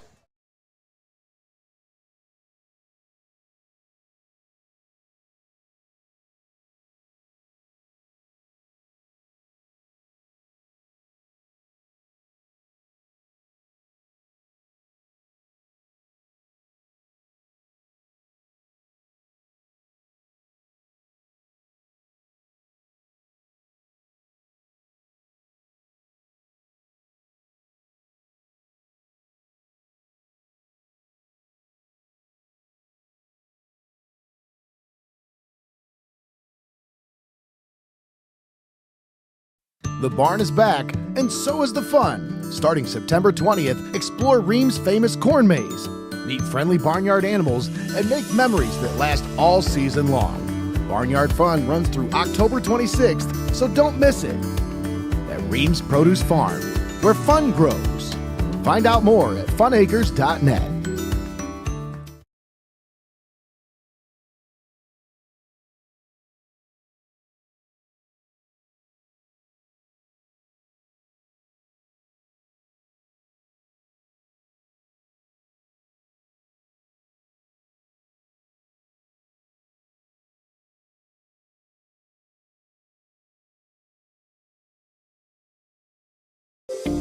After an injury or surgery, adults are often prescribed opioids or stimulants, powerful drugs that help with pain or focus. But when unused or expired medications linger, they pose serious risks: misuse, addiction, or accidental poisoning, especially for children. Seneca County has 5 locations where you can safely dispose of medications. Take it to the box or use a deter bag at home to deactivate them safely and permanently. Prevent misuse, protect your family, dispose safely. Learn more or request a free Deterra-Safe disposal bag at carsa.org. Prevention starts with you. And we're back here. 2nd down and 13 coming up here for the Senecas, as Walton was able to make it off, but he needed some help getting away. Coleman takes the reception, and he's got it down to about the 45, maybe the 46-yard line. Going to be a couple yards shy of the first, but manageable 3rd down situation coming up here for the Senecas. 8:53 left here in the 3rd quarter, 20-0 Mohawk, as they jumped out to an early lead and have never looked back here, folks. These Warriors, foot on the gas this entire game here. The Senecas did come up with a stop here at the start of the second half. They have the ball here, 3rd and short. They need to get it to the 48 to convert. I formation. Palm, handoff, Nolan Lee, and he's got the first. And that's what I expected to see here tonight, Tommy. I expected to see that line push forward and be able to, when you need 2 yards, you should be able to get 3 with this line. No, I don't disagree at all. Again, you got some big bodies down there and some senior leadership anchoring that line. You got to wonder if maybe the challenge was issued at halftime to these guys, like, hey, step up. This is on you. You know, that's where it's got to start and end at the line of scrimmage. It's a first down brought to you by NLS Professional Grounds. Palm slings it out left side, complete. Max Griffin, but he is swallowed up and driven back into the backfield. Man.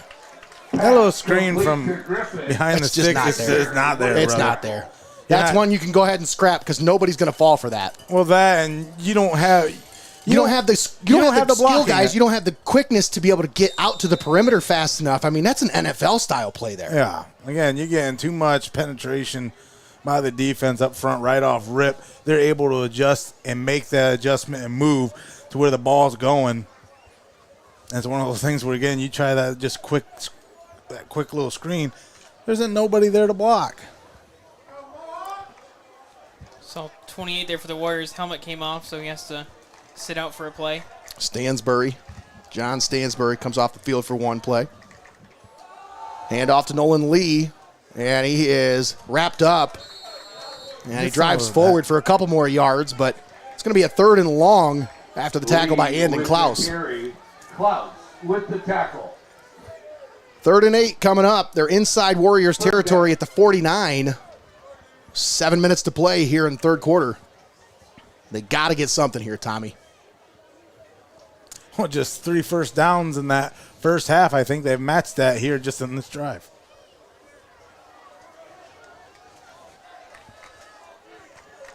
Third and long. Palm in the shotgun, 3 receivers set, 1 back in the backfield. Tight end on the left side. Palm back to pass, looking, steps away from pressure, and he's dropped in the backfield for a sack. Big Logan Heminger. Is sacked by number 54, Jet Lacer. Also in on the play, big number 54, Jet Lacer. But I tell you, he hit Lacer and then went right into the arms of Logan Heminger and wrapped him up and brought him down. I think Heminger brought him down first, actually. That's what I thought. There. I said, give me all that sack point. Matter of fact, let's go ahead and watch that one again. Take a look at it again here. And this time, Stoltz get the punt away. Fielded at the 35, and a shoestring tackle by Nolan Lee will bring him down about the 41, maybe the 42-yard line. Yeah, but you came out to start this second half. You got a huge stop. You got the ball to come out here for your first drive of the second half, and just, once again, the Mohawk defense stifles any hope and any paddles that you're trying to bring life to this drive, bring life to this game, and try to, again, nip away at that 20-point deficit. And it's becoming too little too late. 5:49 here in the third quarter. You took up a huge chunk of time on that possession if you're the Calvert Senecas to walk away with nothing. It's definitely frustrating when your drive takes 5 minutes and all you have is a punt to show for it. That's a great point, Jacob. Klaus going to keep it off the left side. What a block by Caden Bish. I mean, you want to talk about just laying it out right there. With the tackle, Coleman. Klaus with the That was a decleater right there. Just watch. Caden Bish come off that. And he did slip a little bit, so maybe that helped make it look a little better than what it did. But still, big-time block there by Caden Bish, clearing the way. Bring up a 2nd and 6 here. Klaus backs up into the shotgun after he settled under center. Takes the snap, looking. Steps back, heaves it down the sideline. Got a man to the 30 and out of bounds, Levi Teal. Big-time play by the Warriors as Max Griffin was on coverage but lost him in coverage there, Tommy. Teal got behind him, and he was all by himself. Yeah, 5 hands down, created kind of a man look, and that was just hat on a hat. Finding the open man, and now you flip the field. Just lulled him to sleep, run after run after run. Just take the deep shot downfield. 1st and 10, an NLS Professional Grounds first down. Handoff off the left side, Bish slips, and he's going to be brought down behind the line of scrimmage. That'll be a tackle for loss at the 35. Owen Seifert in on the play, as well as Logan DeMoss. On the stop. Bish with the carry. That's got to be Owen Seifert, 70. They don't have him listed on the roster here, but it looks just like Owen. Same build. He's listed as 50, and I don't see 50 out there, and he'd be playing because he's a senior, so that's got to be Owen. Executive decision. 2nd and 11. Clouse back to pass, rolls, slings it right side, complete on the reception. Nope. Flag coming in there. Brant Kirian, and we got a flag that flies in at the end of the play. Looks like possibly a block on the perimeter, holding against the Warriors. That's Levi Teal's first career reception there for the Warriors. He was a standout last year as a freshman on the JV team. I'll tell you what, if you watched any JV games, you know that kid's going to be something else when he gets a chance to really shine. And there's just one chance right there. 30-yard pass play down the right sideline. What a way to begin your career. That's right. Holding versus the Warriors. Decline. So must have been 2 holding penalties against the Warriors.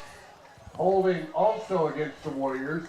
They must have accepted the spot foul from the 35, so that way it backs them up further. Yep. The Warriors have been called for a few holding calls here today. I think that's about the only area of the game they really got to clean up here, Tommy, is they've been pretty... Nah. I don't know. 20-0. That's a nice... Yeah, you're getting caught, but I don't know if you need to stop. Keep your hands inside. That's right. Lessons from an offensive lineman right there. Yeah, again, you could call holding on every play if you really wanted to. That's right. Shotgun set, 2nd and long. Clouse going to step up into the pocket, take off. Makes a man miss. DeMoss brings him down right around the 28-yard line, but Andon Clouse making some moves in the open field. And Clouse running just like his dad did it. What? Only in Sycamore would you get a PA announcement that says he ran that just like his daddy did. Now you just wait until Shadur's out there for the Browns. And All right.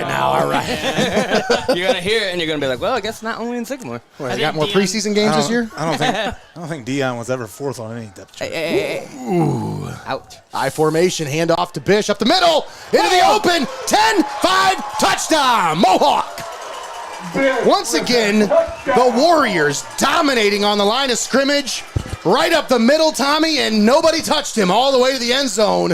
A 28-yard touchdown run from Caden Bish. They just handed it off to the fullback there, Tommy. And that's one of those things, too. He got to that 2nd level, and it's like, well, you shed those arm tackles. Who's left to stop you?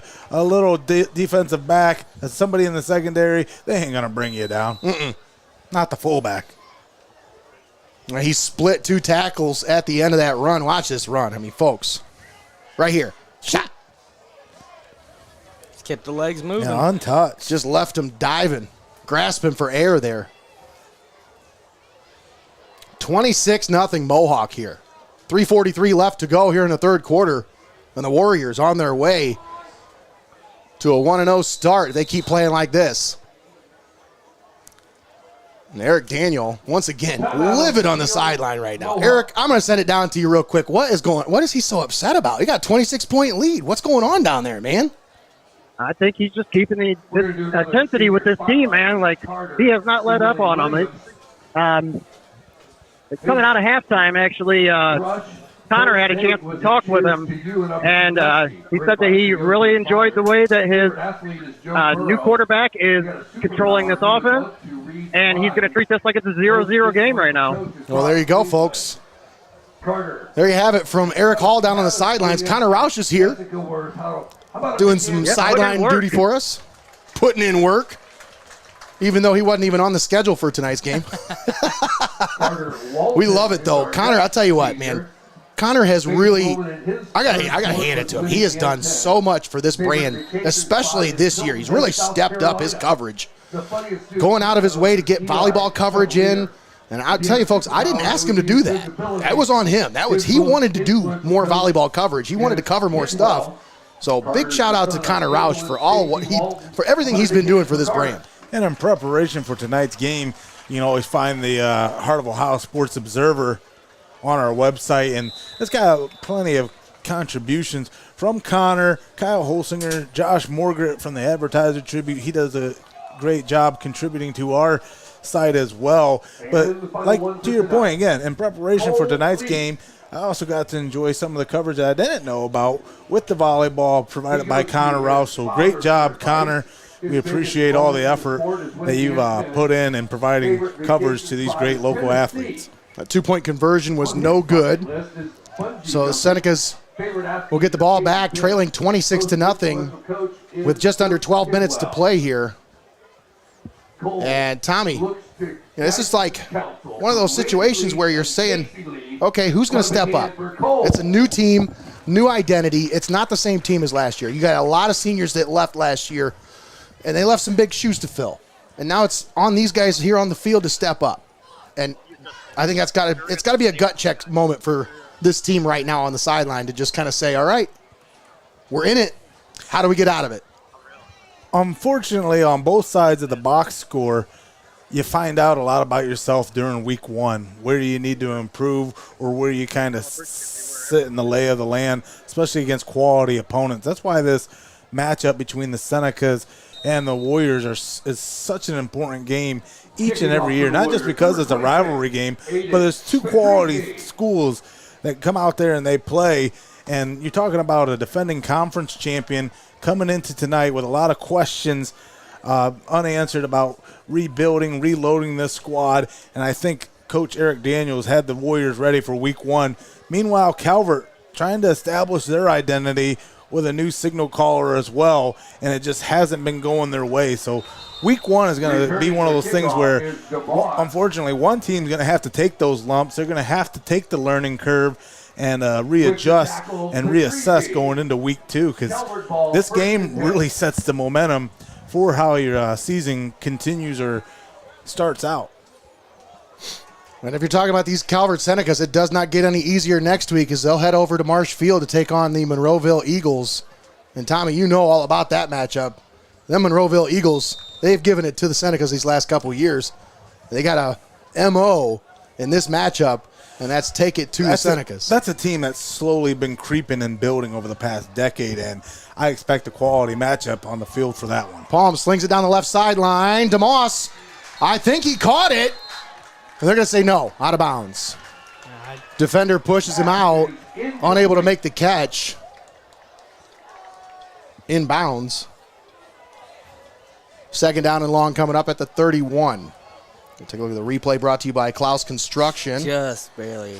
He did catch it, but just not in bounds. Oh, wow. We do have another game going on in the area today. It's Colonel Crawford playing Fairbanks. They lead at 35-7 at halftime. Palm rolls to the right, slings it out. He got it complete to his receiver, but he is wrapped up and brought down right as soon as he makes the catch. Luke Van Det, senior receiver, makes the catch, but wrapped up right away after a 4-yard gain. 3rd and 6 coming up. Yeah, that's been one of the big differences today, too, is just after the catch, Calvert's getting nothing, and Mohawk yards after contact has got to be through the roof. And I've noticed this today. These Mohawk Warriors are very solid when it comes to tackling. They're form tackling. They're wrapping up every play. They're not letting guys get away once they get their hands on them. Whereas Tiffin Calvert, I've seen a lot of broken tackles from Mohawk ball carriers all game long here today.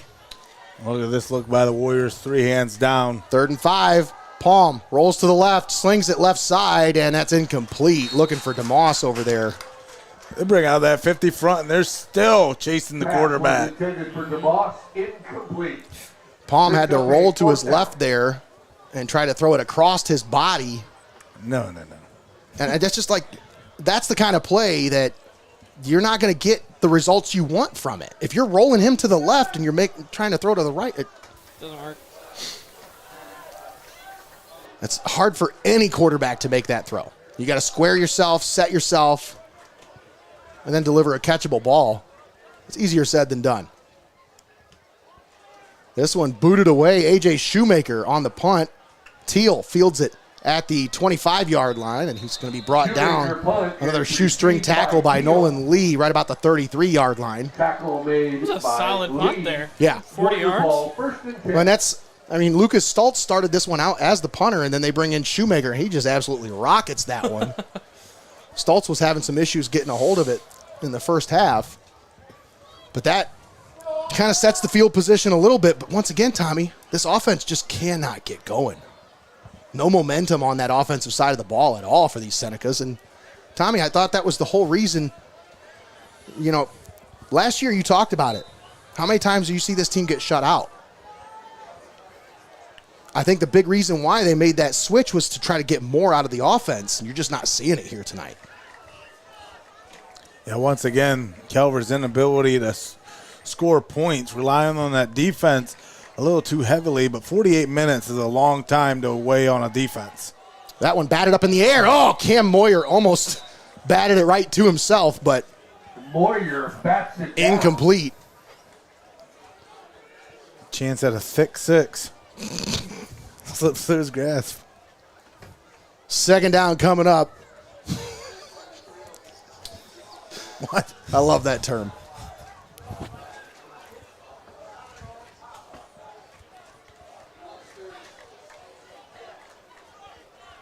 Emma Maeglin doing a great job along the sidelines tonight, getting some shots, some different perspectives for you.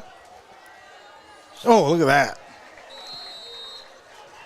We like to do that in week one because it's like we got two camera operators on the game. We're going to get them working here. Third down. We wanted to make sure that both camera operators were ready for week two, so we're getting them out here tonight. We'll get them out there tomorrow night in Fremont as we'll be over there for Fremont Ross Tiffin Columbian game. We'll make sure everybody's ready for week two. Yeah. Then after that, Emma will be with me and the rest of the Extreme gang. That's right. Just reopened that channel. Just posted it, I think, yesterday. Got all the videos from 2022 and beyond. So Almost check all those of out. them. Almost all of them. Almost. Still got a few to post, but we're getting there, folks. Clouse back to pass on 3rd and long.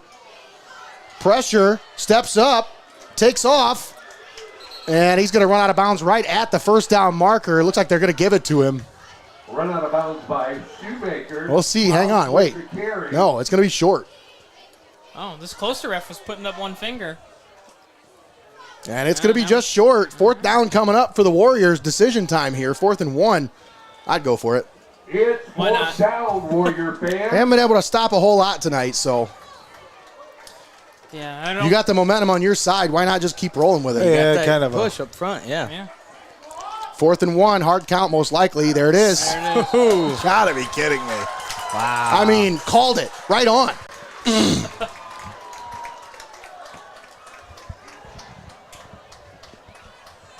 Offside on the to be a Senecas, 5-yard fly in the penalty. Calvert locker room First after down, this game. Mohawk. I'll have one.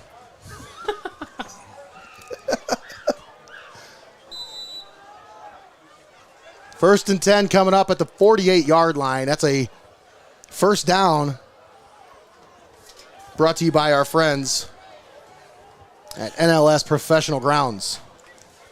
In some ways, that could be pretty deflating. I mean, that's the 3rd time you've allowed them to convert off of a Clouse off the left side, and this one's blown up in the backfield. Elijah LeMasters said, hey, guys, if you put me in, I'm going to make a tackle in the backfield. I'm telling you, kid transferred over from Columbian right before the season started. I mean, just a couple weeks ago. And already making an impact here on the field as he comes up with a big stop in the backfield, 6 yards deep. 2nd and long coming up for the Warriors. A master of his craft. He is a master of his craft. And I think that's one of the things, you know, if you got a strength put him out there and let him run. Let him get after the quarterback. Clouse back to pass, slings it left side. Little hook and ladder, but he was down on the ground when he tried to lateral it. And that's not the first time we've seen that out of an Eric Daniel coach team, trust me. He loves those little hook and lateral little trick plays. If Brant Kirian didn't have one knee on the ground, that probably was going to the end zone. But instead, it's a 3rd and long. 3rd and 11. Ball at the 47-yard line. 48 seconds left here in the 3rd quarter.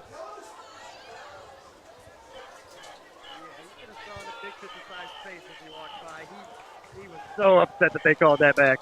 You talking about 55? Yeah. He might have to be a 55 Chevy, but I don't know if he's got a Klaus big enough over the lot. middle. That one's incomplete, intended for Levi Teal, but he just could not hang on to it there as the contact forced it out. So a 4th down coming up for the Warriors, and this one's just a little bit too long to go for it. So we'll bring out the punt unit here. They're 3 hard counts away from getting it. Never say never. I have a feeling there's going to be some drills in practice this week. Probably. Having to do with snap counts. I don't know about drills. They'd be running extra duties if it were me.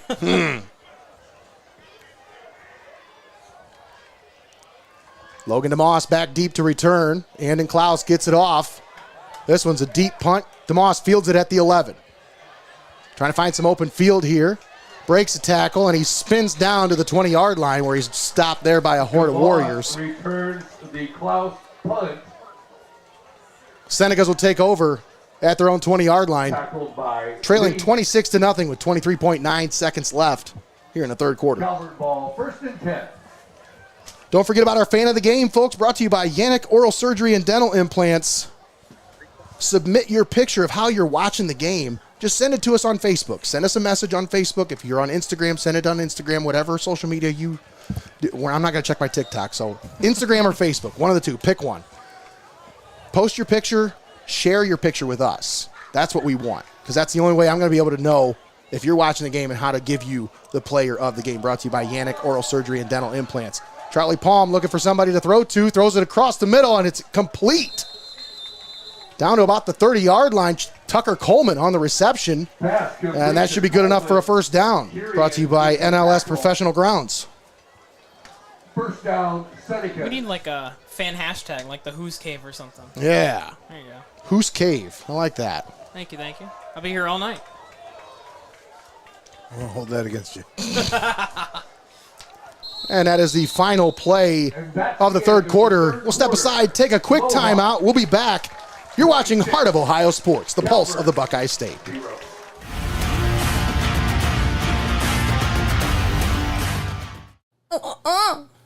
Hey folks, Baby Voice here, and you're watching high school football on Heart of Ohio Sports, the pulse of the Buckeye State. The barn is back, and so is the fun. Starting September 20th, explore Rhiems' famous corn maze. Meet friendly barnyard animals and make memories that last all season long. Barnyard Fun runs through October 26th, so don't miss it. At Rhiems Produce Farm, where fun grows. Find out more at funacres.net.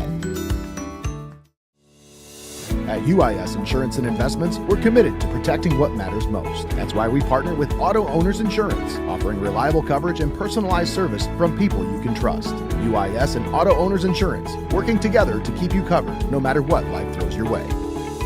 It's time for high school football on Heart of Ohio Sports.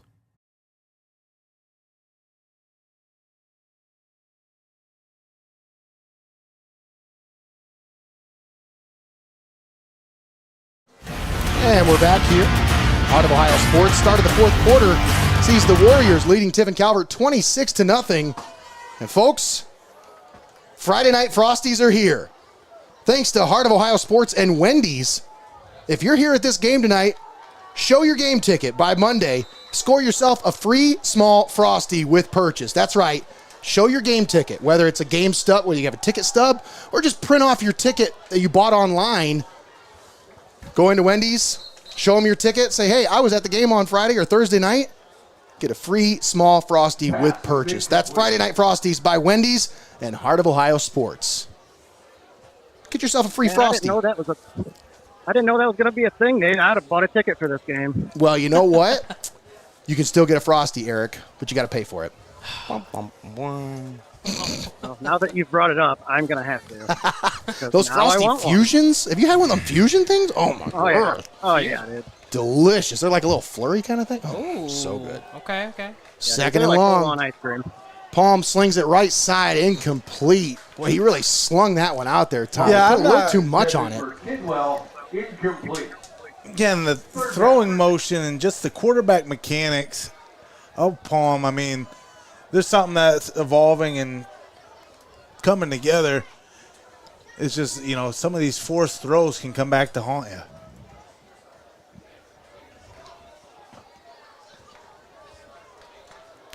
So a third and long for the Senecas.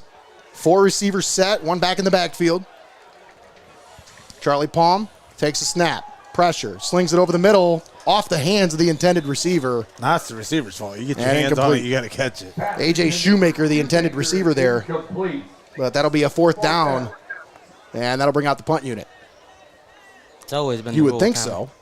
No, we're going to keep the offense on the field. I mean, it's fourth quarter, 11:45 left. I mean, this is the ball game here. Like, it really is. If they can't pick up this first down, that's it. Mm-hmm. But now you're looking at 15 seconds on the play clock. He's marching into the huddle now. You got to get lined up here in 10 seconds. They're going to waste a timeout. They got to get up there quick. 5 seconds. Palm in the shotgun. 1 second. There it is. They got it off. Ooh. Back to pass. 4th down. Palm slings it long That's down a the good middle. ball. And DeMoss. Ooh, man. Unable to get to it. Just put a little too much on it. For DeMoss is incomplete. And a turnover on downs will give it back to the Warriors inside Seneca's territory at the 31-yard line. Ouch. Yeah, I mean, you had to go for it, though. It was now or never. Did you? I mean, I guess you could punt there, but I don't know how good that would do you at this point. Well, I mean, you're not setting the offense up at the 31-yard line inside your own territory. Oh, that's fair. You at least give your defense a long field to defend. I get it. I understand. Your back's against the wall. 26-0 game. Yeah, You got to do anything you can to try to get out of that hole. But maybe they're just thinking, what do we have to lose? We're already that's down right. 26. 1st and 10. Clouse. Handoff. Bish off the right side. Brought down by Logan DeMoss. Seneca's doing a better job wrapping up here in the second half. They're doing a better job on the perimeters. It's still the middle of that offensive line is just not getting the push that we expected to see. Yeah, I seen Barry's comment here. I have to agree with you a little bit on that, Barry. It's game 1. It's week 1. Everybody just needs to chill out a little bit. Well, YouTube is just the peanut gallery, I swear. Like, they're just the idiots that comment on there on YouTube. They always have like don't understand. They have like the most random, profiles. unknown profiles. It's and always stuff, just so like some idiot just trying to chime off stuff. Oh, big pass there! And they're going to say he caught that one down at the 6-yard line. Levi Teal. Wow. Able to come up with the snag. Let's take a look at that one, guys. Second reception. That was a close one. I think he got 1 foot in, just that's all he needed, right at the edge. Wow. Yeah, a little Tony toe tap there. Or was that a Teal toe tap? Well, we kind of questioned that 4th down going for it in your own territory, and it was a do-or-die situation if you're the Senecas, because now on this possession, the biggest situation is if the Warriors get in here, you're going to be facing another enemy coming out to close out this 4th quarter with the running clock. They're inside the red zone. Bish pushing. Wow. The Senecas pushing back. And he never went down. Did they blow the whistle, though? They blew the whistle at the 1-yard line. Well, they're still inside the Rhiems red zone at the 1-yard line. J.D. Hall says, you calling us idiots, Nate? No, just the idiots. Just the idiots. Not everybody on YouTube is an idiot, just the idiots that comment. Well, and not every person that comments is an idiot. I want to make that clear. Like, that's not what I'm saying. Eric It's just doesn't comment because he's on the sideline. He's busy. Second and goal at the 1. Handoff, Bish, into the end zone. Boom. Touchdown, Mohawk. And once again, the Warriors asserting themselves at the line of scrimmage. 32-0, here is your score. 10:06 left to play in the fourth quarter. And I think a lot of people on the other sideline are in shock at what they're seeing right now. Yeah, I mean, some of them probably had an idea it might be a rough start to the season, but not like this.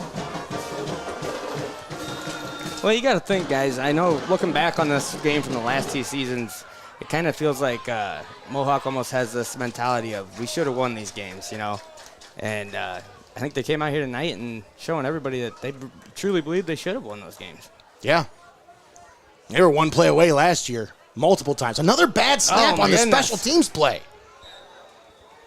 Patrizzi tackled in the backfield, but they just cannot get that special teams long snap down. I don't know what's going on with that, but they haven't had a very good night with that. And maybe just the ball's a little slippery, a little slick down there. Eric, is it still a little wet down there? Yeah, I mean, the grass is still wet, but that snap was pretty low. It rolled in. I tell you what, it is just exhausting and just spikes your blood pressure watching football at the Division 7 level, especially when you start getting into conference play.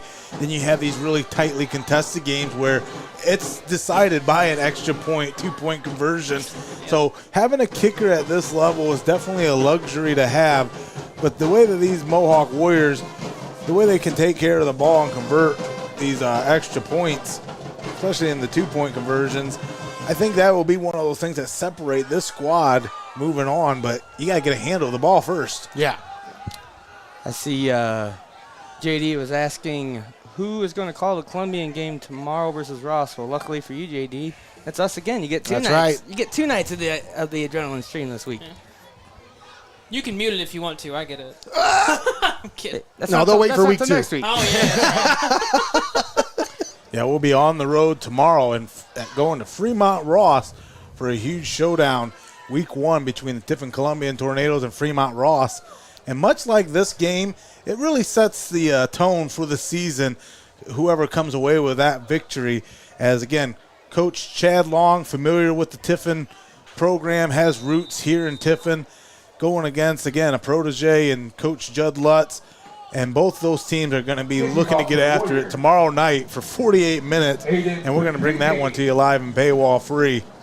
And if you need a little preview, go ahead and check out the Coach's Corner from this past Tuesday. We had Fremont Ross head coach on for a great interview.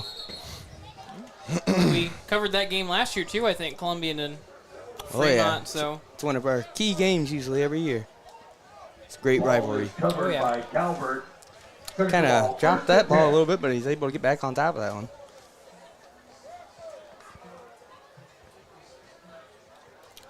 Once again, folks, stick around for the post-game show, brought to you by Your Legacy Federal Credit Union. We'll have our fan of the game, brought to you by Yanich Oral Surgery and Dental Implants, and we'll tell you who the player of the game is, brought to you by Benchwarmers Restaurant and Delivery. Stick around for the post-game show. Speaking of fan of the game, Nate, I still got some T-shirts to throw out. That's right. Palm slings it over the middle, complete, as he's got his receiver, Luke Van Det, inside Warrior territory down to about the 41-yard line. And you still got to hustle down there. You got a running clock against you. You got 2 enemies right now, 2 opponents. This game could go pretty quickly from here on out if Calvert isn't able to put this ball in the end zone here. I mean, the biggest thing, though, is offensively, you got to establish that you are able to score and that you can score. And just getting on the board definitely makes a difference in your mentality getting back on the bus after this one. Absolutely. But, yeah, Eric, if you want to throw some of those things out to the fans here, get them all riled up over there. I don't know where the student section's at, but just kind of scoping it out to see where I can be throwing. Oh, the band over here looks like the most alive over here in the stands. Yeah, I would say that's probably your best bet, but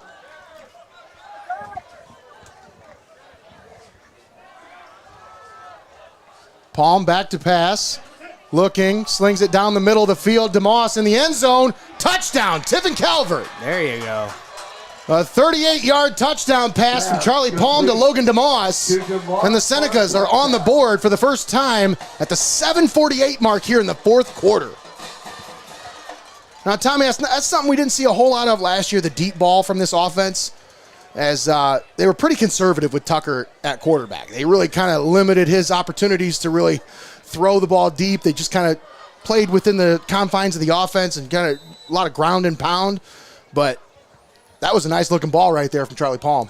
Yeah, I think that's one of the things that Charlie Palm does have going for him is he's got a great spin on the ball. He also has he's assertive when he throws it, quick spiral. But that's one of the things too. You just got to clean up some of those quarterback mechanics. But a beautifully thrown ball. Chicks dig the long ball as the Senecas finally get on the board, but they get stuffed on the extra point attempt. With the carry. Nolan Lee unable to make it to the goal line. But that stops the running clock. Yeah. 7:48 left to play, but the Senecas still have their hands full as they trail in this one by 26.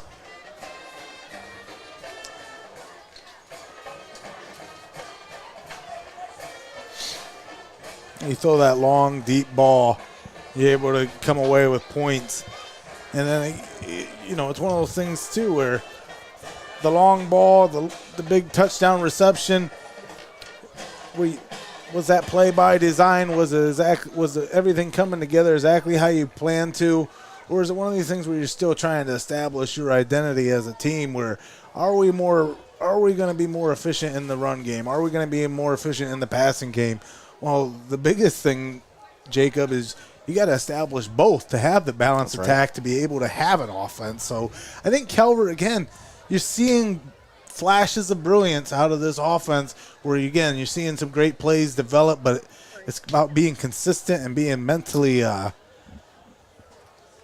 being able to limit those mental miscues that you've seen that just shot in the foot on so many drives here tonight. Yeah, and I think part of that, it's week one, but also, new quarterback maybe means some new plays and figuring out what's going to work with this group to establish the run, and the pass. Like Nate was saying, not a lot of long balls last year. Maybe that's the way to go this year. This opportunity to enjoy football. Well, it seemed like a lot of that first half offense was very similar to what we saw last year. And it's very conservative in the approach. If the idea of getting Charlie Palm back there at quarterback is to try to open this offense up, then open it up. Right. Open it up. And it worked.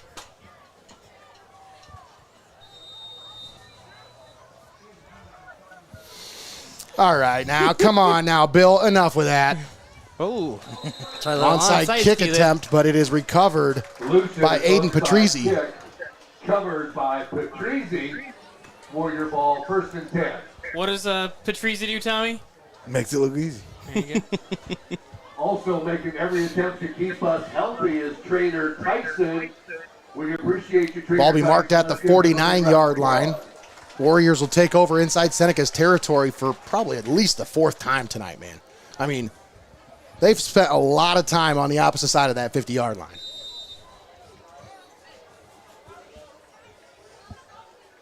Yeah, I can only think of one time they've started on their own side of the field. Mm-hmm.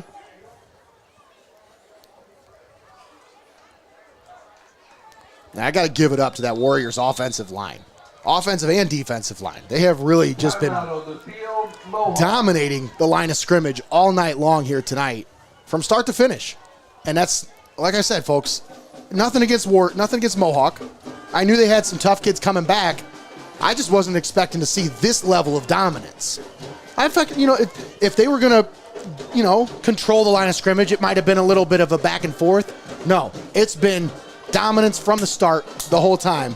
This time out brought to you by Joe Bailiff's Route 30 Harley-Davidson. Let's take a moment and thank all of our sponsors here on Heart of Ohio Sports. We'd like to thank Xcaret Mexican Restaurant, Hope in Fostoria, Your Legacy Federal Credit Union, Clouse Construction, NLS Professional Grounds, UIS Insurance and Investments, Benchwarmers Restaurant and Delivery, Vicek Orthodontics, Drawn to the Surface, Rhiems Produce Farm, Joe Bailiff's Route 30 Harley-Davidson, Yanich Oral Surgery and Dental Implants, Forte Music, the Ohio Army National Guard, Feasel's Frame and Collision, Buckeye IT Services, Plasonite 3D Printing, Steinmetz Signs and Graphic Inc., Advantage Overhead Door, First National Bank of Sycamore, the Edward Jones offices of Tiffin, Wagner Flower Shop and Greenhouse, Wendy's, and Clouse Electric. All proud sponsors bringing you high school football all season long right here on the Pulse of the Buckeye State, heart of Ohio sports. 1st and 10, Warriors take over at the 49. Andon Clouse in the shotgun, takes the snap, low snap, hands it off. Patrizzi on the carry. Gets it up for about a yard, down to the 48-yard line. Now, other than that 38-yard, 28-yard belly run there, fullback dive, Senecas done a pretty decent job here in the second half of tightening up on the defensive side of the ball. Yeah, it's one of those things, again, when you're down there in the trenches and it's man on man, you know, you win some, you lose some. I can't discredit the defensive line here tonight by Calvert. I mean, they just, in some instances, they were out manhandled up front, and Mohawk got the push they needed, but unrelenting in their pursuit is this Calvert defense. So there's a lot of great takeaways from this. There's a handoff. Now we got Eric down here throwing out the shirts on the sideline here. There we go. I took this one. I got football. You guys want a shirt? Hey, all y'all want a shirt? It is 3rd down. Come on, get an arm. Like, there's kids up there at the top that want it too. There you go. Good job down there, Eric. Good arm, Eric. Our sideline camera's got a good shot of him here. I thought she did. Let's see here. Of course, Greggy's doing production work at the same time. So if the camera's even in, he keeps going in and out. Handoff. Bish off the right side. No, that Look is at him just running. 21. Liam Purcell. Oh, did he lose the ball? I think he was down for. He did lose the ball, but Levi Teal jumps on top of it at the end of the play there. I don't see Eric throwing any shirts on this camera. He did. Oh, all right. He did throw him. I know he did. We got to sync that up a little better for tomorrow. Make sure we got everybody on the same page for that one. We're having a little issue still with the connection. Yeah, I see that now. It's been doing that all night. Or else I would have went to it more because it's some really good shots. Yeah, when it's there, it's really nice. 1st and 10. This first down brought to you by NLS. Sorry, I lost my paper here. NLS Professional Grounds. Handoff up the middle. Once again, big-time run from Liam Purcell as he's got it down to the 27-yard line and another first down. By Purcell and another Warrior 1st and 10. Logan DeMoss there on the stop for Calvert, but not before adding to injury there. Insult to injury. That's what it is. There you go.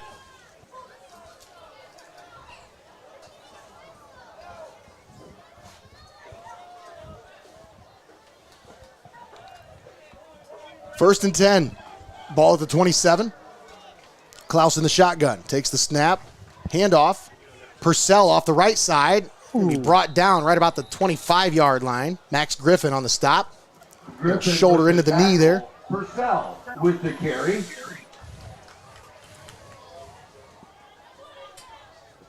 Second down.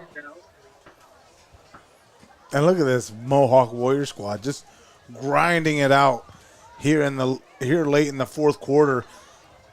Exactly how these ground and pound teams establish and take care of business.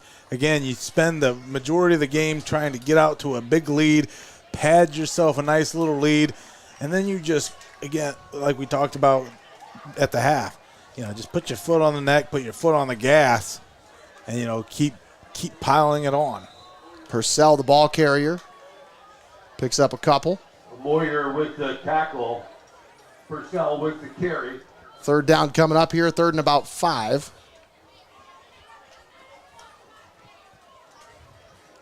One of the Warriors on the stop there. I think it was Cam. 3rd down and long here. And a long 6, I should say. A long 5. 4 receivers set, 1 man in the backfield with Andon Clouse.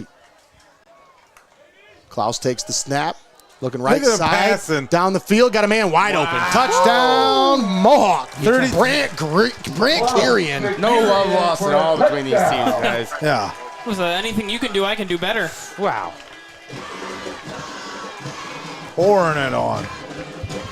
You know, they ask you sometimes, Jacob, how many points are enough in a football game? The answer is more. 38-6, the Warriors back on top by 32, and we can start that clock up again.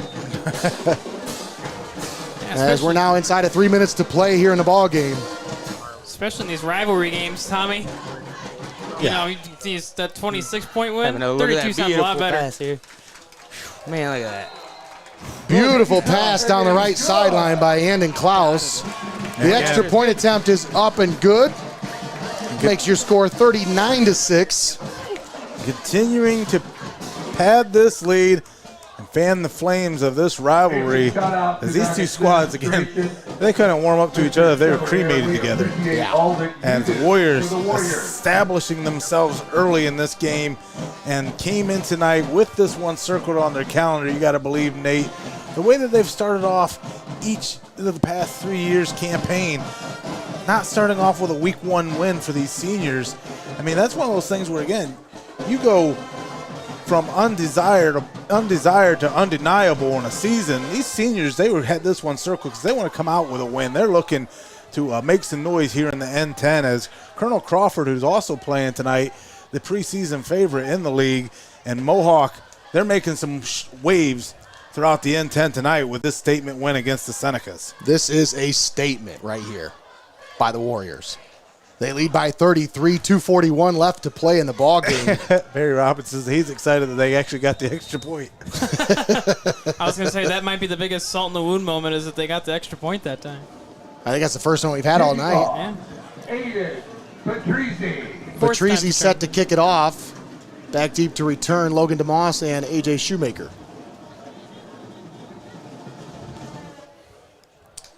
And it won't make it very deep as LeMasters falls on it at the 46-yard line. Just try to onside kick. I don't know what that was. Did they really try to onside kick that? I thought it was almost like a little squibby kick or something like it. Definitely wasn't a... Yeah, it looked like he tried to line drive that. He did a great job of diving on that, so he gives him good field position here. Yeah, make sure you're paying attention. Make sure you're awake. Well, what's that saying that we talk about, guys? What is it? Everybody always says, all gas, no brakes. Yeah. There you go. That's, the game hasn't ended yet, so... Yeah, Greg, you know a kicker's favorite animal, a squib? Yeah. Instead of a squid? Ha, ha, ha.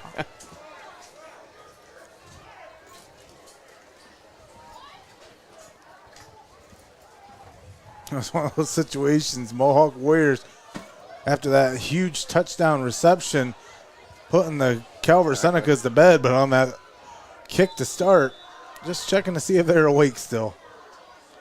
Calvert will take over here, start this drive.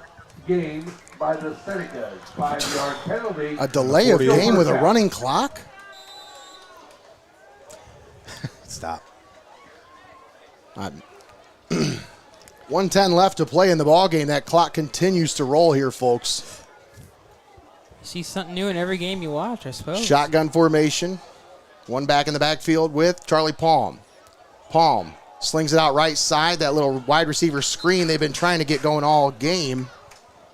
I don't know if that's a screen or what is that, Tommy? Is that like a flat dig? I don't know what that is. Like a little wide receiver screen. But there's no blockers in front. He had one blocker in front of him. If you're going to call a screen, at least put a couple guys in front of him. Well, the idea is that's supposed to be a quick out. And then, boom, you're... Yeah, but this isn't the NFL. These guys don't have that kind of speed. Well, I'm not the offensive coordinator. I know. I don't know I'm just saying, like, we're not playing Madden here. I'm just saying, you got to know your personnel, too. Yeah. Especially if you're going to be... It's one of those things where you got guys that... Hand off left side. LeMasters on the carry. And he's going to be brought down at about the 50-yard line, but picks up some yardage there. And it'll always go to that age-old debate, Nate, of whether or not you want players to fit a system or if you want to build your system around the players. So, and that's going to be the end of the ball game, folks. The Warriors in dominant fashion all over the Senecas, 39-6. Here at Warrior Field, an emphatic statement to start the season for the Mohawk Warriors. We'll step aside, take a timeout. Don't go anywhere. We've got the postgame show brought to you by Your Legacy Federal Credit Union. Our player of the game brought to you by Benchwarmers, and we'll present our fan of the game brought to you by Yanich Oral Surgery and Dental Implants. Right after this, you're watching Heart of Ohio Sports.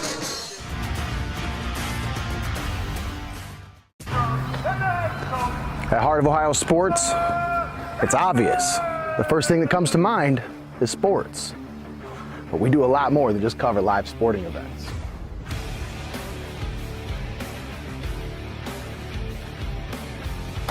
Go, go, go!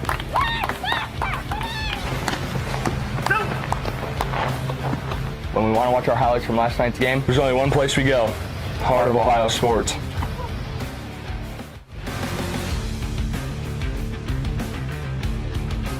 Heart of Ohio Sports is owned by Mullins Entertainment and located inside Studio Squared in downtown Tiffin. The space features a state-of-the-art podcast studio, open for public use.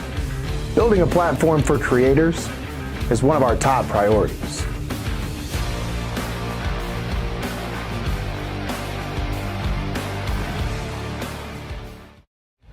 We connect fans to the action like no one else can. As a business in today's market, you got to stay ahead of the game. And what better way than to get on board with the fastest growing brand in media today? I mean, you can take it from me, or you can just listen to them.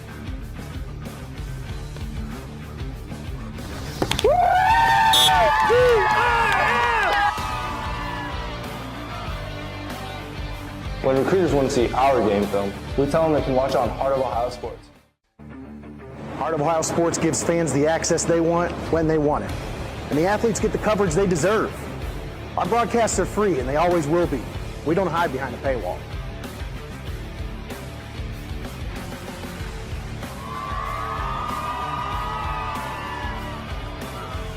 When my family can't come to the games, they always watch on Heart of Ohio Sports. My stomach is messed up. The game's almost over. Can't you wait? No, I gotta go right now. Wow, really? Swung on, hit to center, well hit. Back, and this one's gone. A home run for Connor Moyer on an 0-2 Needed pitch. that. Smokes it to dead center. That's Oh probably at least man, are you 360. kidding me? It happens. Never miss a moment. Heart of Ohio Sports. It's time for high school football on Heart of Ohio Sports.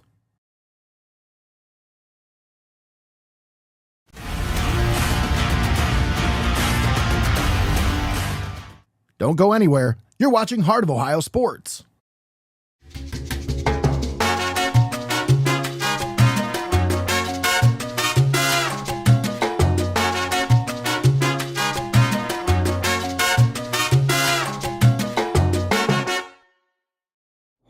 My stomach is messed up. The game's almost over. Can't you wait?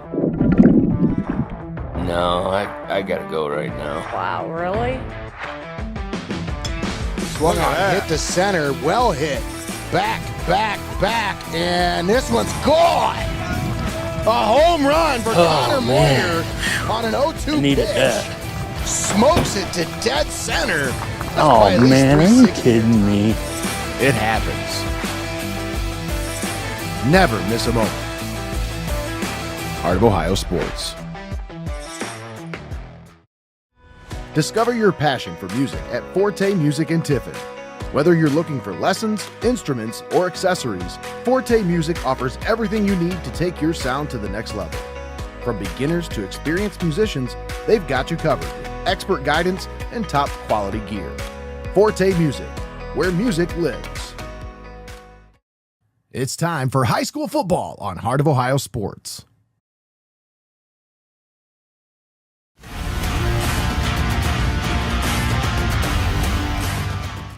Don't go anywhere. You're watching Heart of Ohio Sports. Prevent opioid and stimulant misuse in your teen sports journey. Keep all medications locked and only use them as prescribed. Talk openly about the dangers of misusing painkillers and stimulants. Work with healthcare providers to find safe alternatives for pain and focus. Protect their future. Prevent misuse. Visit carsa.org for prevention tips and community resources. Heart of Ohio Sports is your home for live video streaming of high school football. Don't settle for the rest when you can go with the best, right here on the pulse of the Buckeye State, Heart of Ohio Sports.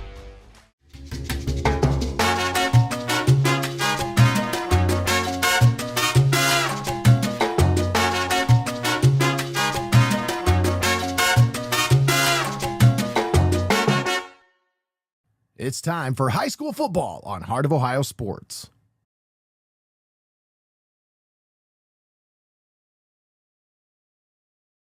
All right, welcome back. We are live here with the postgame show brought to you by Your Legacy Federal Credit Union. And down on the field, we have our player of the game, brought to you by Benchwarmers Restaurant and Delivery, making his debut as the Mohawk Warriors signal caller. 111 yards through the air and a touchdown, 97 yards and a touchdown on the ground. Mr. Andon Clouse, how does it feel to be holding the winged Cardinal right now? Oh, it feels great. What a win for you guys here tonight. Now talk about this one for a little bit, man. How much were you guys just chomping at the bit to get out here and give this to the Senecas? I mean, last year, you had a bitter taste in your mouth. You carried that for 364 days into this game.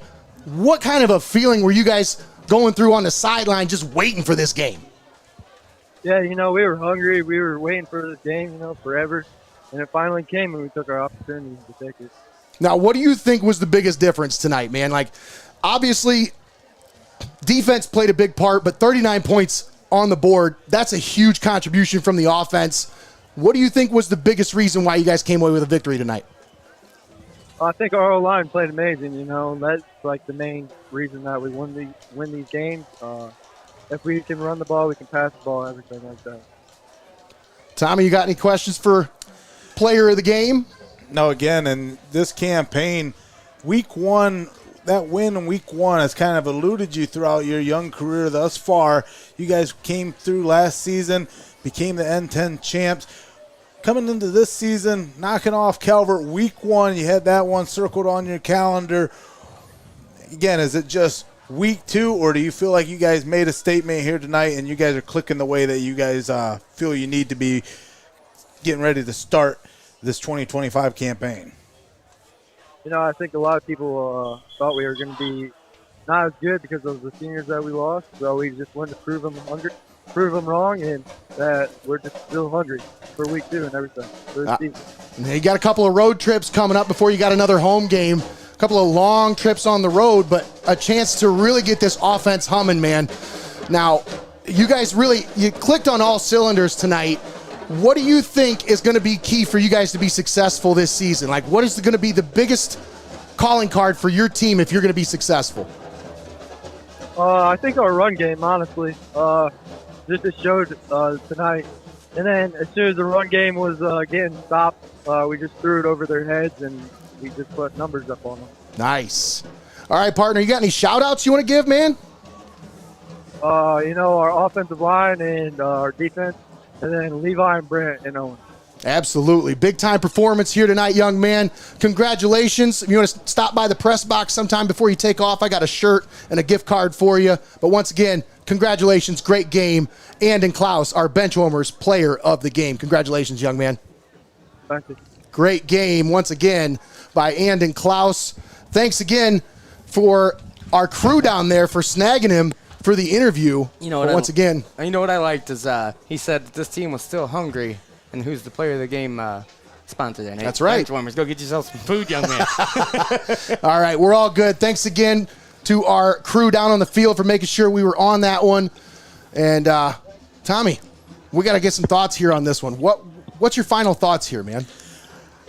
I think the Mohawk Warriors came into tonight, just like Andon Clouse said, one of those things where what were we going to see on the field tonight? Is it going to be a Mohawk Warrior team that was depleted one season ago and coming in tonight limping or trying to establish themselves and find their identity? Or was it going to be business as usual, pick up where you left off after winning 2 playoff games one season ago? I think this Mohawk squad knows the task that's ahead of them.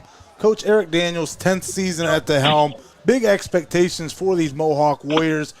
And again, it doesn't get any easier for them from this point out. But getting a week 1 win, especially against this Tiffin Calvert squad, definitely establishes the tone and says, hey, Mohawk football, we haven't went anywhere.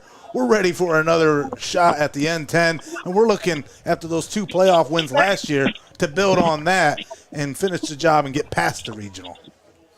All right. And yes, it's going to be a big challenge, but I'm telling you, Tommy, this team looks like they're ready for a challenge. They look like they came in, like you said, that chip on their shoulder, size of a boulder. So I'm excited to see how this team goes forward from here. Yeah. And again, you talk about a lopsided win, 39-6. I mean, that really isn't the main part of the story. Yeah, it's a huge win for the Mohawk Warriors, but it was an emphatic win. It was a statement win. It was one of those wins, again, you talk about less than 5 minutes left in the game. You have a commanding 25-point lead, and you're still throwing passes and end zone bombs down there trying to run through your offense and make sure that we're clicking on all cylinders. And I like that mentality. Again, no mercy on the field. In the N10, you're going to have to play with that, with your hair on fire and fight through that meat grinder of a conference going ahead. But again, getting that week 1 victory in the books, can't feel any better. I really can't say have much to nitpick at these Mohawk Warriors, just in a dominant performance here at home. Now, as Connor's down there talking with Coach Eric Daniel, I'm sure he's glowing about that offensive line and defensive line right now. That's the one thing that when we talked with him in the preseason. I was here for media day, kind of chit-chatting with him on the field, and he said, yeah, it's going to start and end with that line on both sides of the ball. And tonight, it started and ended right there in the trenches. And I'll tell you, they set the tone from the start, never look back. Well, again, as you talk about, tonight starts and ended. This was our first broadcast of the 2025 campaign, brought to you live and paywall free here on Heart of Ohio Sports, but we ain't done yet. That's right. We still got another night of coverage coming at you, as this squad will be on the road tomorrow night in Fremont for the huge Week 1 matchup between the Tiffin Columbian Tornadoes and the Fremont Ross Little Giants. As, again, that's another game that sets the tone for the season. So if you liked what you saw here tonight, tune in tomorrow, because another great rivalry game is on the docket for you, live and paywall free here on Heart of Ohio Sports. That's right. And we do have one more thing to talk about here. We have our fan of the game, brought to you by Yanich Oral Surgery and Dental Implants. Now, I will say this. We're in Sycamore. So for us to pick anyone other than Taco, you're going to have to be a pretty good fan. All right? But like you said, we want people to send us I want in. people to send pictures of how you're watching the game from home. That's really important to us. I didn't hear Taco all night. So either he was just really excited and happy and having a good time, or the fans were just kind of enjoying this entire game from start to finish and didn't really get too loud. Honestly, for a game that had 39 points, we didn't hear the crowd really get crazy loud over here. So I'm going to give it to somebody at home. We had a viewer at home submit a picture, and I thought it was so cute. Not only with the obviously watching Heart of Ohio Sports, but full regalia, full gear from head to toe. She was ready to watch some Calvert football tonight. Let me just say that. Let's see. We'll get it on here. There you go. Caroline Kent. Look at that. That's how I watch my Browns. With the pigtail and all. Yeah. She's got the pom-pom. She's ready to go. That's right. Once again, our fan of the game brought to you by Yanich Oral Surgery and Dental Implants. Thanks to everyone over there at Yanich Oral Surgery for all their contributions here on our Heart of Ohio Sports broadcast all season long, as they are the fan of the game sponsors. So, folks, make sure you keep that in mind. We have the fan of the game segment. When you go out to these games, save your ticket or print out a copy of that ticket. Get yourself a small free Frosty anytime between now and Monday. It'll expire on Tuesday, so it's only good until Monday, but go get yourself a free small Frosty. Tell them Heart of Ohio Sports sent you. Free small Frosty with purchase. But once again, our fan of the game brought to you by Yanich Oral Surgery and Dental Implants. Tommy, any final thoughts on this one? I mean, big time win for Mohawk, but now for Tiffin Calvert, what's next?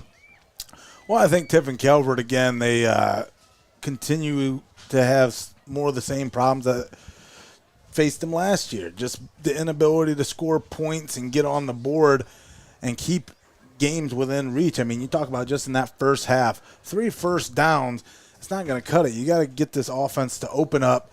You know, we talked a little bit about the conservative approach in some aspects, but again, you're trying to develop your game. You're trying to run through your play sheet and see what works. But in a lot of instances, you have to be ready and know what works coming into these games. And kind of, you know, again, when you have a young signal caller and you're switching up personnel, you got to find the system or the plays that fit who you're working with at that moment, and then try to, again, in your second campaign, it's an unenviable task because not everyone's bought into the system. Not everyone knows exactly your the way you run your game plan. So it's a learning curve, and it's a painful one to go through. But this Tiffin Calvert Senecas, you know, it's one of those teams that they can definitely right the ship really quick, but they're going to need to, especially as they head on the road to Monroeville. Yeah, that's going to be a tough matchup. We'll be there for that one on the call here on the Adrenaline Stream next week as Calvert heads over to Marshfield to take on the Monroeville Eagles. But first, before we get you to that one, tune in tomorrow night. As Tommy said, Tiffin Columbian travels over to Fremont to Don Paul Stadium to take on the Fremont Ross Little Giants. We'll have that one for you right here, live and paywall free on Heart of Ohio Sports. Tommy, any final thoughts? Greg, you got anything? Nah, man, things went pretty good, at least for us tonight. Maybe not for the Senecas, but for the first game of the season. You know, thanks for hanging in there with us, guys. We got things rolling again, a little rusty, but I think everything went good tonight, guys. Yeah, absolutely. Great. Jacob? You know, I remember when we covered this game last year, you guys brought up a stat of the team that won this game was the one that always went to the playoffs. Mm-hmm. Last year, Mohawk bucked the trend, went to the playoffs anyways. Yep, they both did. Yeah, this year they beat their rival. Who, you know, now we have a team that's coming off of the defending conference championship. Now they just blew out their rival. So we're going to see a Mohawk team that hasn't started a season with this momentum in a couple years. They're going to be a dangerous squad for the next couple months. Well, to your point, Jacob, again, this Calvert squad, they're one that finished 7-5 last year.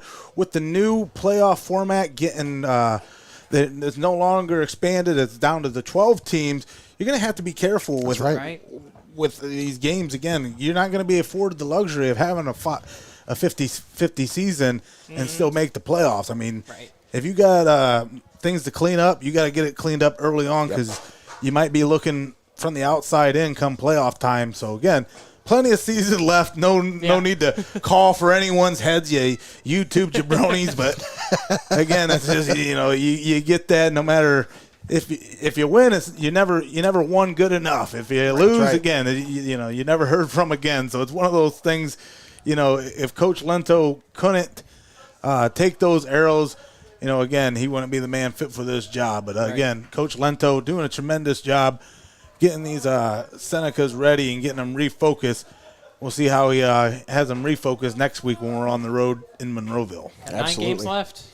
That's right, Jacob. Still 9 games left. Still plenty of time to right the ship for Tiffin Calvert. But for Mohawk, I'm telling you what, that's a lot of momentum. They head over to Cardington next week. They head to Ayersville the week after. I know those are long trips, but those look like pretty favorable matchups, especially after you just dispatched Tiffin Calvert here on your home squad or on your home field. But, guys, that's pretty much going to do it for us here tonight.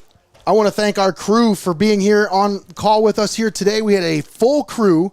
So I start with Donnie Hannum on camera, Emma Meglin on the sideline camera, Eric Hall on the sidelines with Brendan Blott, Connor Roush down there as well with Kyle Holsinger. That's 6 people down on the outside of the press box. And then us 4 up here in the press box, Tommy Hall, Jacob Ellis, and Greg the Wizard Kinn helping out here on the broadcast.